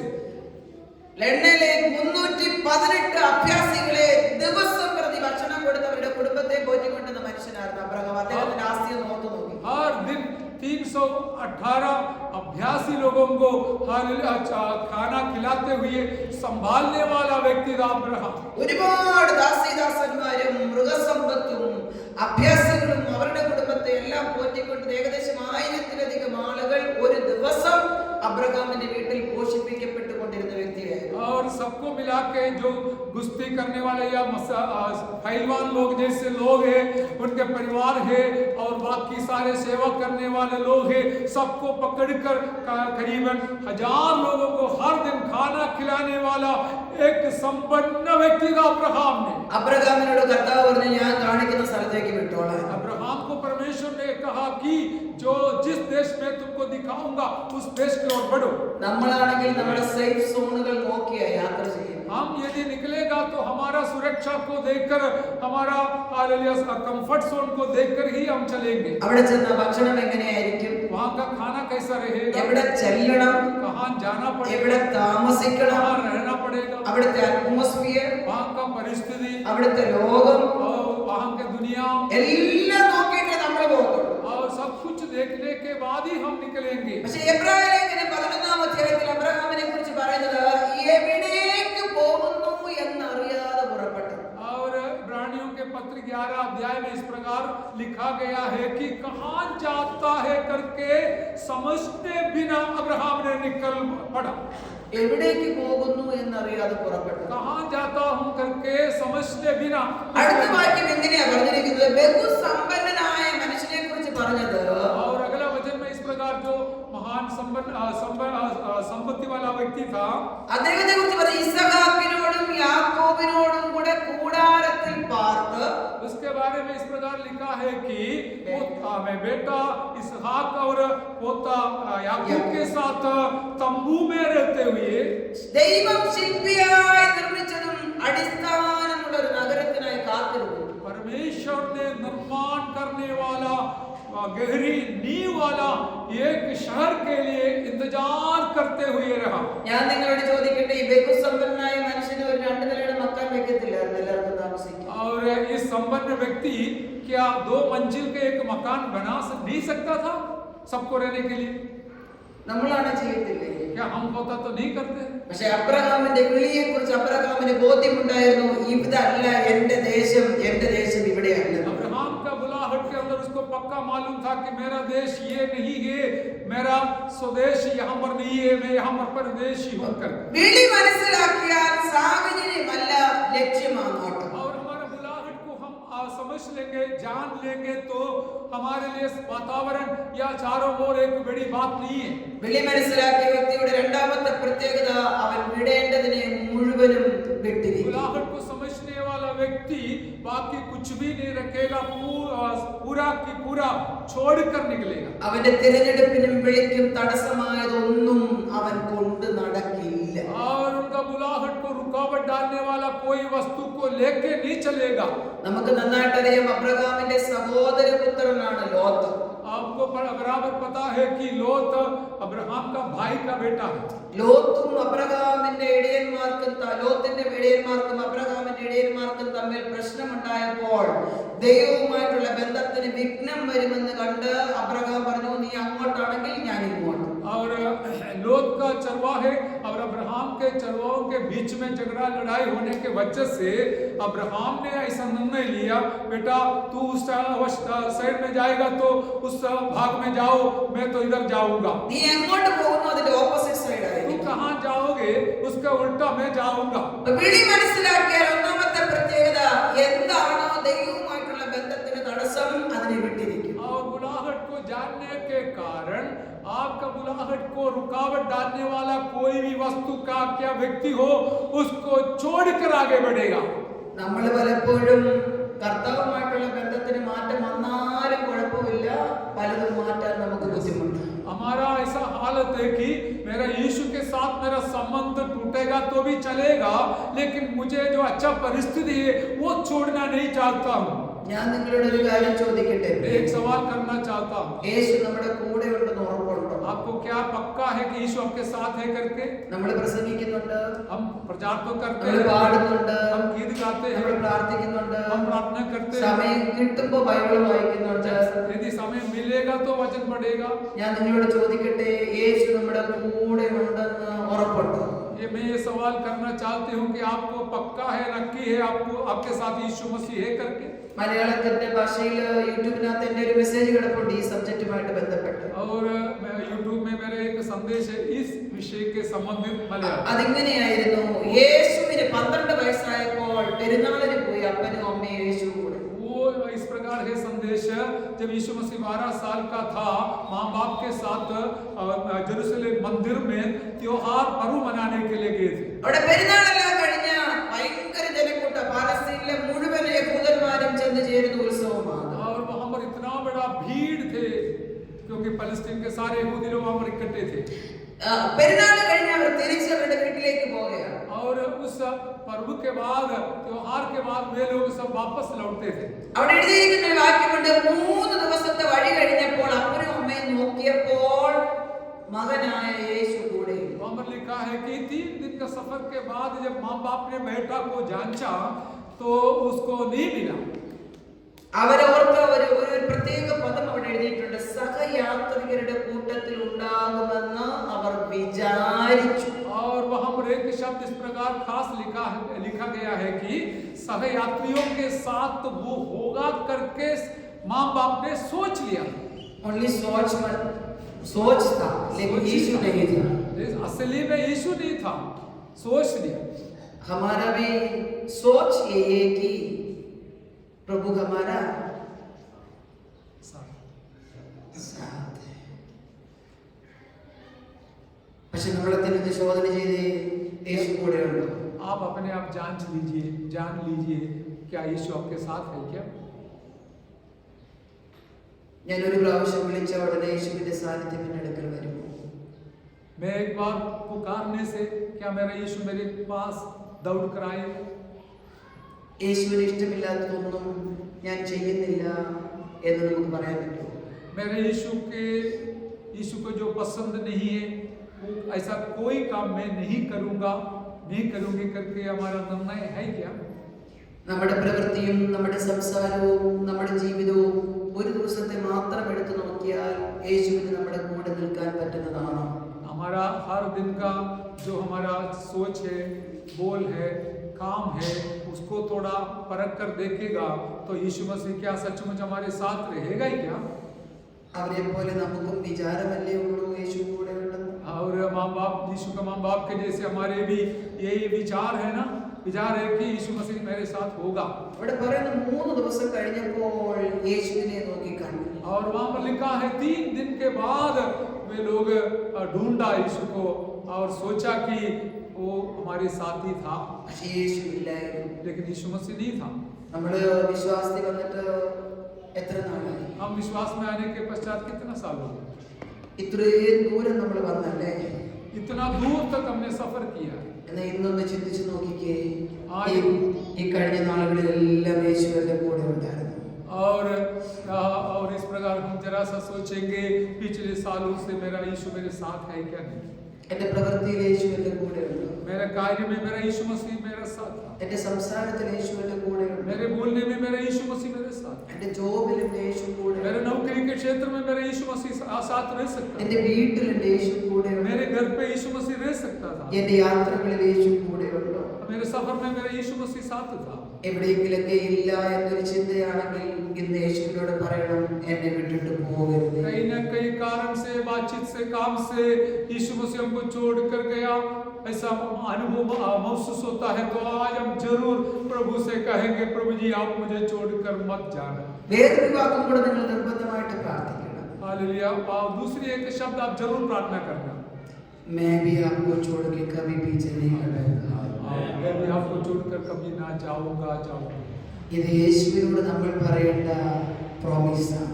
ये हमारे तरफ से प्रभु को देने वाली एक वायदा है, प्रतिज्ञा है. प्रभु तो हमें छोड़ के नहीं जाएंगे, क्योंकि उन्होंने पवित्र वचन में लिखा हुआ है, मैं तुझे कभी नहीं छोड़ूंगा, कभी नहीं त्यागूंगा. एक माँ अपने बच्चों को छोड़ दे फिर भी प्रभु आप हमें संभालेंगे. लेकिन हमारा सोच है कई बार प्रभु हमारा साथ है, लेकिन उस सोच के बारे में अपने आप को परखने के लिए कितना लोग तैयार रहेंगे? आज सोच के देखिए, अपने आप को परख के देखिए कि प्रभु मेरे साथ है, मेरे प्रार्थना प्रभु सुनते हैं। मेरा चाल चलन, मेरे बात, मेरा कर्म, मेरे यात्रा, हर कदम प्रभु की उपस्थिति मेरा साथ है। प्रभु मेरा अंदर है। हम बताते हैं प्रभु मेरे साथ है, हम सोचते हैं प्रभु मेरे साथ है। मेरी हर प्रार्थना सुनते हैं, हर प्रार्थना की जवाब देते हैं, हर कदम मेरे साथ रहते हैं। लेकिन कई बार ये सिर्फ सोचने से रह जाता है। हकीकत में यीशु हमारा साथ नहीं होगा। तो आज सुबह का हम निर्णय के साथ सामर्थ के साथ कितना लोग कह सकते हैं प्रभु आपके पवित्र वचन में जो लिखा हुआ है उसके हिसाब से आप हमारा साथ हमेशा रहेंगे। लेकिन हमारा जिंदगी आगे कितना दिन है, कितना महीना आगे, कितने साल इस दुनिया में रहेंगे ये नहीं पता। लेकिन जब तक आप नहीं आओगे तब तक, जब तक हम नहीं मरेंगे तब तक हम आपको छोड़ के कभी पीछे नहीं हटेंगे। निर्णय के साथ कितना लोग आज सुबह का वक्त बोल सकते हैं യേശു നമ്മുടെ കൂടെ ഇരിക്കാതിരിക്കത്തക്ക വിധത്തിൽ നമ്മുടെ പ്രവൃത്തികൾ യേശു ഇഷ്ടമുള്ളതാക്കി മാറ്റി. और यीशु मसीह कभी भी हमें ना छोड़कर जाने लायक हमारा कार्य को हम दिन प्रतिदिन पूरा करते हुए आगे बढ़ना है. യേശു നമ്മളെ വിട്ടിട്ട് പോകുന്നത് എന്തായാലും എത്ര പ്രേഷ്യസ് ആയാലും അത് വേണ്ടെന്ന് വെക്കാൻ നമ്മൾ തയ്യാറാണ്. और यीशु मसीह मुझे छोड़कर जाने लायक कोई भी वस्तु या कोई भी काम कितना भी हमें फायदा वाली बात है तो भी मैं उसको छोड़कर यीशु को ना छोड़ते हुए आगे बढ़ूंगी करके निर्णय लेना. ഈ ലോകത്തെല്ലാറ്റിനേക്കാളും വലുത് യേശുവിന്റെ സ്നേഹം. इस दुनिया में सबसे बड़ा है प्रभु यीशु का ഈ ലോകത്തെല്ലാറ്റിനേക്കാളും വലുത് യേശു. इस दुनिया में सबसे बड़ा है यीशु प्रभु का प्रेम. എന്റെ പ്രിയരെ യേശു ഉണ്ടെങ്കിൽ എല്ലാം. मेरे प्यारों यदि यीशु साथ है तो सब कुछ है. യേശു ഉണ്ടെങ്കിൽ വിടുതലുണ്ട്. यीशु है तो छुटकारा है. യേശു ഉണ്ടെങ്കിൽ സൗഖ്യമുണ്ട്. यीशु है तो चंगाई है. യേശു ഉണ്ടെങ്കിൽ ജീവിതത്തിന്റെ ഉയർച്ചയുണ്ട്. यीशु है तो जीवन में उन्नति जरूर आएगा. യേശു ഉണ്ടെങ്കിൽ അനുഗ്രഹമുണ്ട്. यीशु यदि है तो आशीष है. എന്നാൽ യേശു ഇല്ലെങ്കിൽ ഒന്നും നമ്മുടെ यीशु ജീവിതത്തിൽ नहीं है तो कुछ भी नहीं है. ഇനി മാതാപിതാക്കളോട് ഒരു കാര്യം കൂടെ പറയട്ടെ. माँ बाप से भी एक बात कहना चाहूंगी. അവിടെ നമ്മുടെ യാത്രയിൽ യേശു കൂടെ ഉണ്ടെന്നൊരു വിചാരമായിരുന്നു ആ മാതാപിതാക്കൾക്ക്. और उस सफर में यीशु का माँ बाप के विचार था कि यीशु हमारे साथ है करके. അതിന്റെ ഒന്നാമത്തെ പോയിന്റ് എങ്ങനെയാണ്? നമ്മുടെ യാത്രയിൽ യേശു നമ്മുടെ കൂടെ ഉണ്ടോ? और हमें जांचना है क्या मेरे सफर में यीशु मेरे साथ है क्या. രണ്ടാമത്തെ കാര്യം കൂടെ പറഞ്ഞിട്ട് ഞാൻ വേഗത്തിൽ മടങ്ങി വരാം. और दूसरी बात बोलकर मैं जल्दी समाप्त करूंगा. അവിടെ പറയുന്നുണ്ട് മാതാപിതാക്കൾ യാത്ര അവരുടെ വീട്ടിലേക്കാണ് അല്ലേ? നമ്മുടെ യാത്രയും സ്വർഗ്ഗ വീട്ടിലേക്കാണ്. और माँ बाप अपने घर की ओर बढ़ रहे थे, हमारा सफर भी स्वर्ग की ओर है. നമ്മുടെ മക്കള് ആ യാത്രയിൽ നമ്മുടെ ഒപ്പം. हमारे बच्चे हमारे साथ है क्या. हम आराधना करते हैं, प्रार्थना करते हैं, स्वर्ग जाने के लिए तैयारियां करते हैं, अपने आप को प्रभु के सामने सौंप देते हैं, लेकिन हमारे बच्चे लोग हमारे साथ स्वर्ग में आएंगे क्या? हमारे बच्चे लोग हमारे साथ स्वर्ग सियोन चढ़ेंगे क्या? कई बार बच्चे हैं छोड़ दो, जाने दो, वो प्रार्थना करे या ना करे, आराधना करे या ना करे, ध्यान से बैठे या ना बैठे, बच्चे हैं। ये सोच हमारा दिमाग में आ जाता है, लेकिन कई बार वैसे सोच हमारे बच्चों को नरक में ले जाती है। हमेशा ये सोचना है कि मैं जहाँ जाता हूँ, जहाँ जाती हूँ, वहाँ मेरा बच्चा भी मेरे साथ रहना जरूरी है। मैं स्वर्ग राज्य में जाती हूँ तो मेरा बच्चा मेरे साथ रहना है। आप स्वर्ग में रहोगे, आपकी पीढ़ियों नरक में यातना अपने आप को पुकारते हुए आप देख सकते हैं। कितना दुख की बात है। हम प्रभु पर है, हमारा बच्चे लोग अपनी मर्जी से चल रहे हैं, तो इसका बीच में किसकी जरूरत है? एक अच्छा शिक्षक की जरूरत है, दूसरा प्रार्थना की जरूरत है। प्रभु आप मुझे, मेरे बच्चे को भी आपकी उपस्थिति में लाना, सच्चा दिल से, पूरा मन से, दिल की गहराई से आपसे प्यार करने के लिए मेरे बच्चों को सहायता मदद करना, ये प्रार्थना माता पिता की फर्ज बनता है. അവിടെ എങ്ങനെയാണ് കാണുന്നത്? യേശു കൂടെ ഉണ്ടെന്ന് മാതാപിതാക്കൾ വിചാരിച്ചു. सोचा कि यीशु मसीह हमारे साथ രണ്ട് സ്വർഗ്ഗ സിയോനിലേക്കുള്ള യാത്രയിൽ നമ്മുടെ മക്കൾ നമ്മുടെ കൂടെയുണ്ടോ എന്ന് നാം ചിന്തിക്കണം. और स्वर्ग सियोन के सफर में हमारे बच्चे हमारे साथ है क्या नहीं करके हमने सोचना जरूरी है. സ്വർഗ്ഗ സിയോനിലേക്കുള്ള യാത്രയിൽ വിടേണ്ടതിനെ മുഴുവൻ വിടാൻ നാം ഇന്ന് പകൽക്കാലം തീരുമാനിക്കണം. स्वर्ग सियोन का सफर में जो कुछ हमको छोड़ना है वो सब छोड़कर जाने के लिए हम तैयार होना. വിളിയെ മനസ്സിലാക്കിയ ആളിന്റെ ഒന്നാമത്തെ പ്രത്യേകത बुलाहट को समझा हुआ व्यक्ति जानता हुआ व्यक्ति का पहला स्वभाव ഒന്ന് സാഹചര്യമല്ല വലുത്, അവന്റെ ലക്ഷ്യമാണ് വലുത്. और उनका परिस्थिति बड़ा नहीं है लेकिन लक्ष्य बड़ा. രണ്ട് വിടേണ്ടതിനെ മുഴുവനും വിടും, കാരണം തിരഞ്ഞെടുപ്പാണ് വലുതെന്ന് മനസ്സിലാക്കി. और जो कुछ छोड़ना है खुशी के साथ छोड़ देंगे क्योंकि परमेश्वर का बुलाहट उससे भी बड़ा है करके जान. മൂന്ന് വിളിയെ മനസ്സിലാക്കിയ വ്യക്തി വാഗ്ദത്തത്തിനായി കാത്തിരിക്കും. और बुलाहट को सुना हुआ समझा हुआ व्यक्ति अपना जो प्रतिज्ञा है वायदा है उसके लिए इंतजार करते हुए आगे बढ़ेंगे. ഉൽപ്പത്തി പുസ്തകം 18-ാം അധ്യായത്തിന്റെ 1-ാം വാക്യമായ ആ വാക്യത്തിൽ ഇങ്ങനെ നമുക്ക് കാണുവാൻ സാധിക്കുന്നത് 1 മുതലുള്ള വാക്യങ്ങൾ. उत्पत्ति 18 पहला वचन से इस प्रकार हम देखते हैं 24 വർഷം ദൈവം കൊടുത്തൊരു വാഗ്ദത്തത്തിനായി ഒരു ഭക്തൻ കാത്തിരുന്നു. परमेश्वर का भक्त पिछले 24 साल परमेश्वर का प्रतिज्ञा का पूर्तिकरण के लिए इंतजार करते आया. ഒരിക്കൽ മാത്രം യേശുവിനോട് ചോദിച്ചു, ഈ എലിയാസറാണോ എന്റെ അടുത്ത അവകാശി? और एक बार अब्राहम ने परमेश्वर से पूछा क्या ये दमिश्क वाला एलियासर मेरा हकदार है, मेरा हिस्सा है. എനിക്കൊരു മക്കളില്ലല്ലോ. मुझे कोई संतान नहीं है. അവൻ പിറുപിറുത്തതല്ല, സങ്കടം പറഞ്ഞു. और ये कुड़कुड़ाया नहीं वरन उसने अपना दुख को बताया. 24 വർഷം കാത്തിരുന്നു. और 24 साल इंतजार किया. വിളിയുണ്ടെങ്കിൽ എത്ര വർഷം വേണേലും കാത്തിരിക്കാൻ നാം തയ്യാറാണ്. बुलाहट है तो कितना भी साल इंतजार करना है तो നമ്മളെല്ലാവരെയും കർത്താവ് വിളിച്ചല്ലേ? हम सबको प्रभु ने बुलाया. നമ്മളെല്ലാവരെയും കർത്താവ് വിളിച്ചല്ലേ? हम सबको प्रभु ने बुलाया. കർത്താവിന് എത്ര വർഷം കഴിഞ്ഞ് വന്നാലും അല്ല നാളെ വന്നാലും നമ്മൾ അവന് വേണ്ടി കാത്തിരിക്കുന്നവരായി മാറണം. प्रभु कितने साल के बाद आए क्यों न हो, कल आ जाए, हम उसके लिए इंतजार करते हुए बैठने वाला बन जाए. നമുക്ക് ഇടയ്ക്ക് അങ്ങോട്ടും ഇങ്ങോട്ടും മാറാനിട വരരുത്. हम इधर उधर फटक ना जाए कभी भी. ഇടയ്ക്ക് കർത്താവിനെ വിട്ടിട്ട് ജീവിക്കാനിട വരരുത്. कभी भी यीशु को छोड़कर ना जिए. പ്രശ്നം വരുമെന്നേ, പ്രതിസന്ധി വരും, समस्या आएगा, जब രോഗം വരും, बीमारी आएगा, ബുദ്ധിമുട്ടുകൾ വരും. तकलीफ कमजोरी आएगी. പക്ഷേ യേശുവിന്റെ വിളി മനസ്സിലാക്കി ജീവിക്കുകയാണെങ്കിൽ നിനക്ക് വേണ്ടി യേശു ഇറങ്ങി വരും. यदि यीशु मसीह का बुलाहट को जानकर आप जीवन जिएगा तो यीशु आपके लिए जरूर उतर कर आएगा. ഞാൻ നിങ്ങളോട് പറഞ്ഞായിരുന്നു, തോക്കിന്റെ പാത്തിക്ക് കിട്ടിയ അടി എന്റെ നട്ടലിന്റെ അസ്ഥികളെ തകർത്ത് കളയും. मैंने बोला था बंदूक से मुझे मिला हुआ मार के कारण मेरा पीड़ हमें इतना हालेलुया तकलीफ में हो गया. ദൈവങ്ങളെ കോവിഡ് വന്നു, സിവിയർ ആയി അറ്റാക്ക് ചെയ്തു എന്നെ. हालेलुया कोविड आया, मुझे बहुत खतरनाक अवस्था से गुजरना पड़ा. എന്റെ വീട്ടിൽ ഒരു മനുഷ്യൻ പോലും ഇല്ല, ഞാൻ ഒറ്റയ്ക്ക് വീട്ടിലായിരിക്കുന്ന സമയം. मेरे घर पे कोई और नहीं था और मैं अकेली थी. ആർക്കും അങ്ങോട്ടും ഇങ്ങോട്ടും വരാനും പോകാനും ഒന്നും ഗവൺമെന്റ് അനുവദിക്കത്തില്ല. कोई आने के लिए जाने के लिए सरकार अनुमति नहीं देती थी. ഈ നടുവിന്റെ ഈ കാല് തളർന്നു പോയത് കൊണ്ട് എനിക്ക് എഴുന്നേൽക്കാൻ പറ്റത്തില്ലാതെ കിടക്കുന്ന അവസ്ഥ.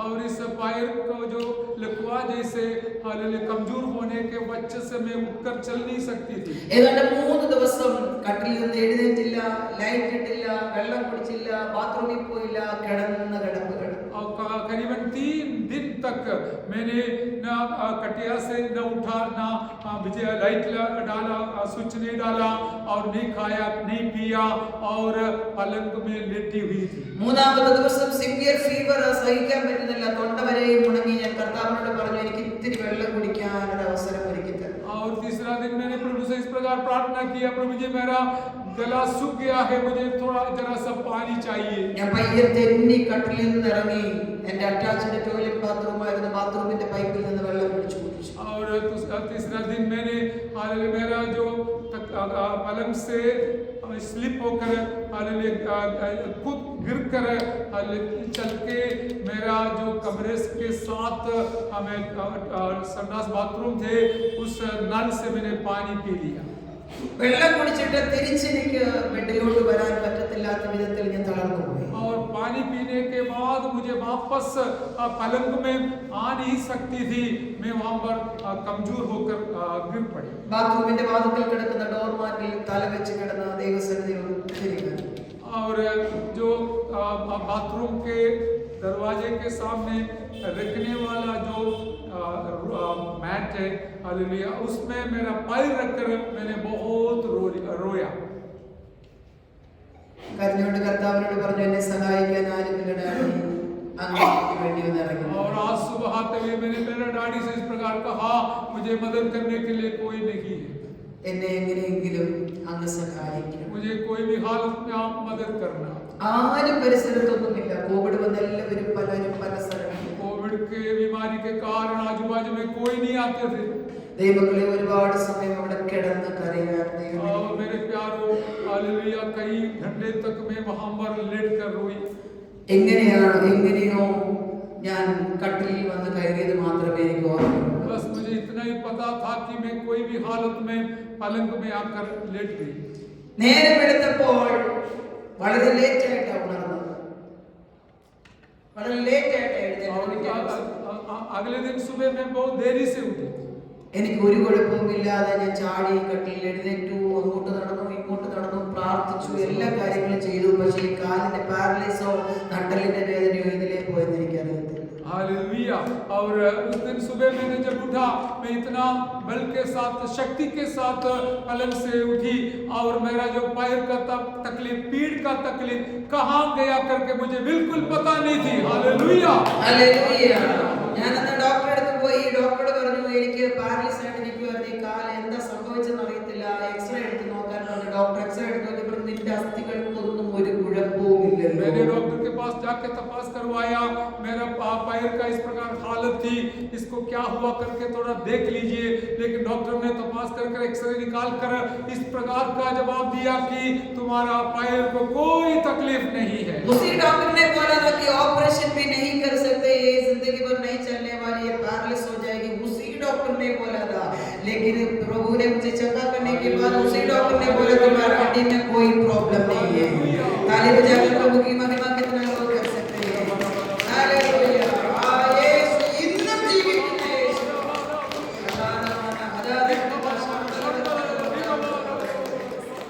വാഗ്ദത്തത്തിനായി കാത്തിരിക്കണം പ്രിയരേ. प्रतिज्ञा के लिए इंतजार करना है। എത്ര ലേറ്റ് ആയാലും നമുക്ക് വേണ്ടി സ്വർഗ്ഗം ഇറങ്ങി വന്നിരിക്കും. അത് വിളി കേട്ട് ഇറങ്ങിയവന് വേണ്ടി ദൈവം ഇറങ്ങുന്നു. कितना भी देर होगा तो भी बुलाया हुआ व्यक्ति हमारे लिए पास आएगा, हमारे लिए रास्ता खोलेगा। ആ സമയത്ത് നമുക്ക് പ്രശ്നം വരത്തില്ലെന്നല്ല ഞാൻ പറയുന്നത്. और इसके बीच में आपको समस्या नहीं आएगा करके मैं नहीं बोलती। അതിനിടയ്ക്ക് നമുക്ക് രോഗം വരത്തില്ലെന്നല്ല ഞാൻ പറയുന്നത്. इसके बीच में बीमारी नहीं आएगा करके मैं नहीं बोलती। എന്തൊക്കെ പ്രതിസന്ധി വന്നാലും വാഗ്ദത്തം ചെയ്ത ദൈവം വിശ്വസ്തന, അത് അവൻ നിവർത്തിക്കുക തന്നെ ചെയ്യും. പക്ഷെ നാം അതിനെ കാത്തിരിക്കേണ്ടത്. हालेलुया। कोई भी परिस्थिति क्यों ना हो, कुछ भी कठिनाई आ जाए, लेकिन जिसने प्रतिज्ञा दिया था, किया था, वो कभी भी हटेगा नहीं, आखिरी तक हमारे साथ रहने वाला है। Hallelujah, hallelujah, hallelujah. हालेलुया. എന്റെ സ്വർഗ്ഗസിയോനിലേക്കുള്ള യാത്രക്കിടയിൽ ഒത്തിരി പ്രതിസന്ധികൾ എനിക്ക് ഫേസ് ചെയ്യേണ്ടി വന്നിട്ടുണ്ട്. स्वर्ग सिय्योन के ओर का जो सफर में मुझे बहुत कुछ सहन करना पड़ा। 3 മേജർ ഹാർട്ട് അറ്റാക്ക് എന്റെ ജീവിതത്തിൽ വന്നിട്ടുണ്ട്. 3 कठिन हृदय हार्ट अटैक मेरे जीवन में आया। എന്റെ ഹാർട്ടിന്റെ വിനോദിന്റെ ഭാഗത്ത് 5ലധികം ബ്ലോക്ക് ഉണ്ടായിരുന്നു. और मेरे हार्ट के बगल में 5 ब्लॉक। ആ ബ്ലോക്ക് നിമിത്തം ഒരു സർജറിയോ ഒരു ആൻജിയോപ്ലാസ്റ്റിയോ ഒന്നും ചെയ്യാൻ പറ്റുന്ന സ്ഥലത്തായിരുന്നില്ല ബ്ലോക്ക്. और कोई भी एंजियोप्लास्टी और एंजियोग्राम करने लायक, एक सर्जरी करने लायक जगहों में नहीं थी। 1000 ഒരാൾക്ക് മാത്രം സംഭവിക്കുന്ന AV നോഡ് എന്ന ഭാഗത്തായിരുന്നു ബ്ലോക്ക്. 1000 लोगों में से एक को होने वाली एक जगह में वो ब्लॉक हुई। ഒത്തിരി ഡോക്ടർമാരെ കാണിച്ചു. कई डॉक्टरों को दिखाया, ഡൽഹിയിൽ കൊണ്ടുപോയി ട്രീറ്റ്മെന്റിന് നോക്കി. दिल्ली में लेके गया इलाज के लिए। ആദ്യത്തെ അറ്റാക്ക് 2005 ഉണ്ടായി. पहला हार्ट अटैक 2005 में हुआ। രണ്ടാമത്തെ അറ്റാക്ക് 2012 ഉണ്ടായി. दूसरी अटैक 2012 में हुई। 2012 ഉണ്ടായ അറ്റാക്ക് മേജർ അറ്റാക്ക്. वो बिल्कुल कठिन था, खड़क था। അതിനകത്ത് എന്നെ രക്ഷിക്കാൻ നിങ്ങളൊക്കെ ടിവിയിൽ കാണുന്നത് പോലെ എനിക്ക് ഷോക്ക് തരേണ്ടി വന്നു. और आप लोग जो टीवी में देखते हैं, इस प्रकार मुझे शॉक देना पड़ा मुझे बचाने के लिए। അങ്ങനെ എന്റെ ഞരമ്പുകളെല്ലാം ചുരുങ്ങിപ്പോയി. और इस प्रकार मेरा नस जो है वो कमजोर हो गई। High voltage high power shock തന്ന ഹാർട്ടിനെ റീഫങ്ഷനബിൾ ആക്കിയത് കൊണ്ട് എന്റെ ഞരമ്പുകളെല്ലാം ചുരുങ്ങി. और हार्ट को काम में लाने के लिए उसको इतना शॉक दिया, बहुत बिजली देते हुए शॉक देने के वजह से मेरा नस जो है वो कमजोर हो गई। 2017 മൂന്നാമത്തെ മേജർ അറ്റാക്ക്. और 2017 में मेरा तीसरा हार्ट अटैक है. ആ അറ്റാക്കിന്റെ സമയത്ത് ഈ രണ്ടാമത്തെ അറ്റാക്കിൽ ഞരമ്പുകളെല്ലാം ചുരുങ്ങിപ്പോയതുകൊണ്ട് അതിനകത്തൂടെ ഒരു ഡ്രോപ്പ് ഇഞ്ചക്ഷൻ പുഷ് ചെയ്യാൻ പറ്റത്തില്ല. और मेरा नस कमजोर होने के वजह से और एक जरा सा भी दवा मेरे नस के अंदर से भेज नहीं सकता था. 13 സ്ഥലത്ത് ഡോക്ടർമാർ കുത്തി നോക്കി, കാലിലും കയ്യിലുമായി 13 സ്ഥലത്ത് ട്രൈ ചെയ്തു. പക്ഷെ ഞരമ്പൊന്നും അവർക്ക് ഇഞ്ചക്ഷൻ എടുക്കാൻ 13 जगहों में, हाथों में और पैरों में डॉक्टर लोग इंजेक्शन लगाकर देखा, एक भी जगहों में नस नहीं मिला. അങ്ങനെ അവർ രാത്രി അനസ്തേഷ്യ ഡോക്ടറെ വിളിച്ചു. और उस रात को वे लोग एनेस्थीसिया दिलाने वाला डॉक्टर को बुलाए. ഞാൻ സെമി കോൺഷ്യസ് മൈൻഡിൽ കിടക്കുകയായിരുന്നു. मैं आधा होश में थी. എന്റെ മകളുടെ അടുത്ത് നിന്ന് അവർ ഹൈ റിസ്ക് കൺസെന്റ് എല്ലാം എഴുതി വാങ്ങിച്ചു. और मेरे बच्चों से वे लोग अनुमति ले लिया. എന്തെങ്കിലും സംഭവിച്ചാൽ ഞങ്ങൾക്കോ ഞങ്ങളുടെ ഹോസ്പിറ്റലിനോ ഉത്തരവാദിത്തമില്ല, എല്ലാം ഇവരുടെ ഉത്തരവാദിത്തമാണെന്ന് അവർ എഴുതി വാങ്ങിച്ചു. यदि इसके जीवन में कुछ हानि हुआ तो ये हमारा जिम्मेवारी नहीं है, उसका खुद का जिम्मेवारी है करके अनुमति ले लिया. ഡോക്ടർമാർക്ക് പേടിയായിരുന്നു, ഒരു ചെറിയ സൈലന്റ് അറ്റാക്കിൽ കൂടെ വന്നാൽ ഇവർ മരിച്ചു പോകും. അതുകൊണ്ട് കൂടെ വന്ന് എന്നെ ഇങ്ങനെ തട്ടി ചോദിക്കുമായിരുന്നു, ആൻസി ഓക്കെ, ആൻസി ഓക്കെ എന്നിങ്ങനെ ചോദിക്കുമായിരുന്നു. डॉक्टर लोग इस प्रकार डरते थे कि और मुझे एक जरा छोटा सा अटैक आने की वजह से मैं खत्म हो सकती थी, इसलिए बीच में आकर मुझे इस प्रकार खिलाकर पूछती थी वो आंसी अब ठीक है क्या नहीं. എപ്പോഴോ ഒരു ഡോക്ടർ വന്നിട്ട് എന്നെ തട്ടിന്റെ കനം ഇച്ചിരി കൂടി പോയി, ഞാൻ നന്നായിട്ട് ഉണർന്നു. हालेलुया.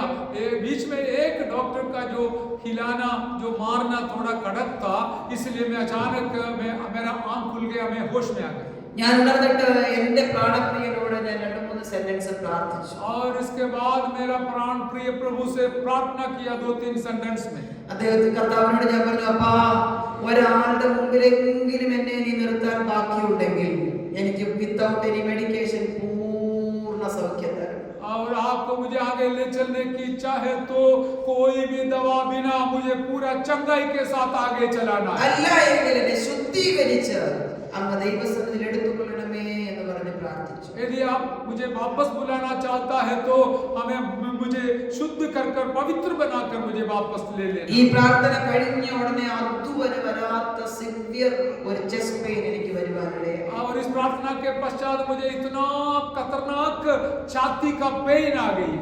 എല്ലാവരും ഓർത്തു ഞാൻ മരിച്ചു പോയി. सब लोग पक्का किया ये तो खत्म हो गई. ഡോക്ടർമാരും സിസ്റ്റർമാരും എല്ലാം വിഷമിച്ചു. और डॉक्टर लोग और बहन सिस्टर लोग सब बहुत दुखी हो गए. പെട്ടെന്ന് ബെഡിൽ നിന്ന് പൊങ്ങിപ്പോയ എന്നെ അവരെല്ലാവരും അമർത്തി ബെഡിലേക്ക് തിരികെ കയറ്റി. और जैसे मैंने जो पलंग से उठ गई थी मुझे लिटाए. പെട്ടെന്ന് ഒരു കാർഡിയാക് മോണിറ്ററും ഡിഫിബ്രിലേറ്ററും എല്ലാം നോക്കിയപ്പോൾ എല്ലാം മാറി കിടക്കുന്നത്. और वो जो मॉनिटर है दिखाने वाला, हार्ट का, लंग्स का, श्वास का सब दिखाने वाला जो मशीन है उसमें सब हट गया करके देखते हैं. ഇഞ്ചക്ഷൻ എടുക്കാനായിട്ട് അനസ്തറ്റിസ്റ്റിനെ വിളിച്ച ആ ഡോക്ടറും ആ സമയത്തേക്ക് ഓടി വന്നു. इतना में जो अनेस्थीसिया देने वाला डॉक्टर भी आप पहुंचा. ആ ഡോക്ടർ വന്നിട്ട് ചോദിച്ചു, നിന്റെ ഹാർട്ട് ഇപ്പോൾ നോർമൽ ആണല്ലോ, നിനക്കാരാ പ്രയാസമുണ്ടെന്ന് പറഞ്ഞ് ഇതിനകത്ത് കൊണ്ടുവന്നെന്ന് ചോദിച്ചു. और उसने बताया तुम्हारा हार्ट बिल्कुल नॉर्मल है, तुमको तकलीफ है करके इधर कौन लेके आया. ഉടനെ സിസ്റ്റർ പറഞ്ഞു, അല്ല ഇവർക്ക് ഭയങ്കര പ്രശ്നമായിരുന്നു, ഇവരുടെ റിപ്പോർട്ടുകളെല്ലാം ഞങ്ങളുടെ കയ്യിൽ കൊണ്ട് അത് കൊണ്ടുവരാമെന്ന് പറഞ്ഞപ്പോൾ ഡോക്ടർ ചോദിച്ചത് ഈ പെന്തക്കോസ്തുകാരിയാണോ. और सिस्टर ने बोला ऐसा नहीं है डॉक्टर, ये तो बहुत बड़ा एक तकलीफ में से गुजर रही है, हमारे पास सारे सबूत है, रिपोर्ट है तो करके बोला. तब वो डॉक्टर ने सिस्टर से पूछा, मेरे से पूछा, क्या तू पेंतकोस्त वाली है, നീ യേശുവിനെ വിശ്വസിക്കുന്ന ആളാണോ, क्या तू यीशु पर विश्वास करने वाले व्यक्ति है क्या. എന്നിട്ട് എന്നോട് പറഞ്ഞു, നിന്റെ യേശു നിന്റെ 5 ബ്ലോക്കും സൗഖ്യമാക്കി. हालेलुया. तेरा प्रभु यीशु तेरा पांचवी हालेलुया ब्लॉक को बिल्कुल नॉर्मल कर दिया. ആ മൂന്നാമത് വന്ന നെഞ്ചിനകത്ത് വന്ന വേദനയ്ക്കകത്ത് 5 ബ്ലോക്കും ദൈവം ഡിസോൾവ് ചെയ്തു. और तीसरी बार जो दर्द आई थी वो दर्द के मार्फत मेरा 5 ब्लॉक को मेरा प्रभु ने बिल्कुल नॉर्मल कर दिया. हालेलुया. 9 വർഷമായി പേരെ എനിക്ക് ഒരു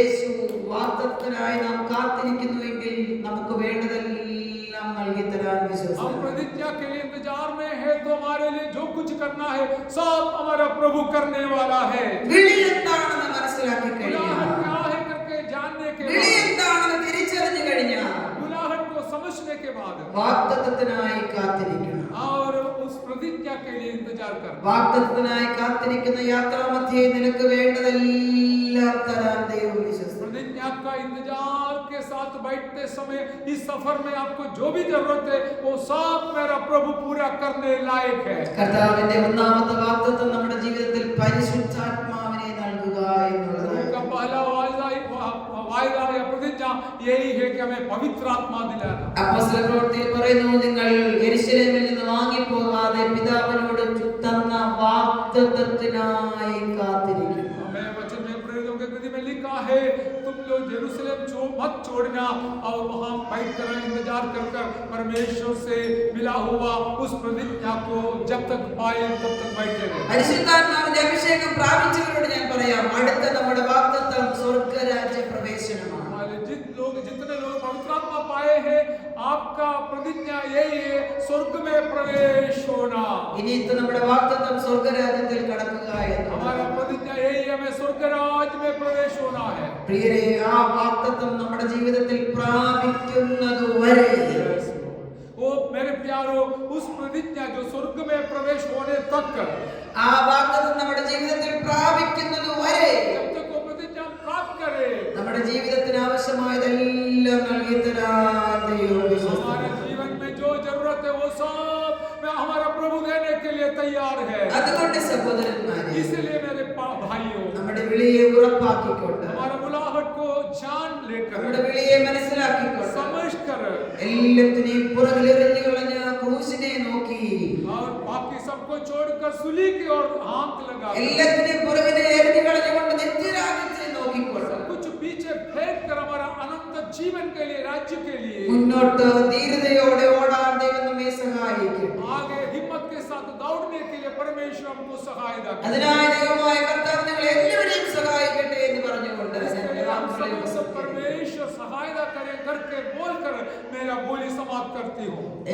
ഇങ്ങനെ അവസരം ഒരുക്കിയിരുന്ന കർത്താവിന്റെ സൈന്യദാസനോടും കുടുംബത്തോടും ഇവിടെ ആയിരിക്കുന്ന ദൈവസഭയോടുമുള്ള നന്ദിയെ ഹൃദയത്തിന്റെ ആഴത്തിൽ നിന്ന് അറിയിക്കുന്നു. और इस प्रकार का मौका दिलाया हुआ कलीसिया प्रभु के दासों को धन्यवाद देते हुए मेरे शब्द समाप्त। നിങ്ങൾക്ക് എല്ലാവർക്കും നന്ദി. മാറാനാഥ. God bless you. आप सबों को धन्यवाद। आराधना आप सबको प्रभु आशीष करे। आइए प्रार्थना करें। हालेलुया।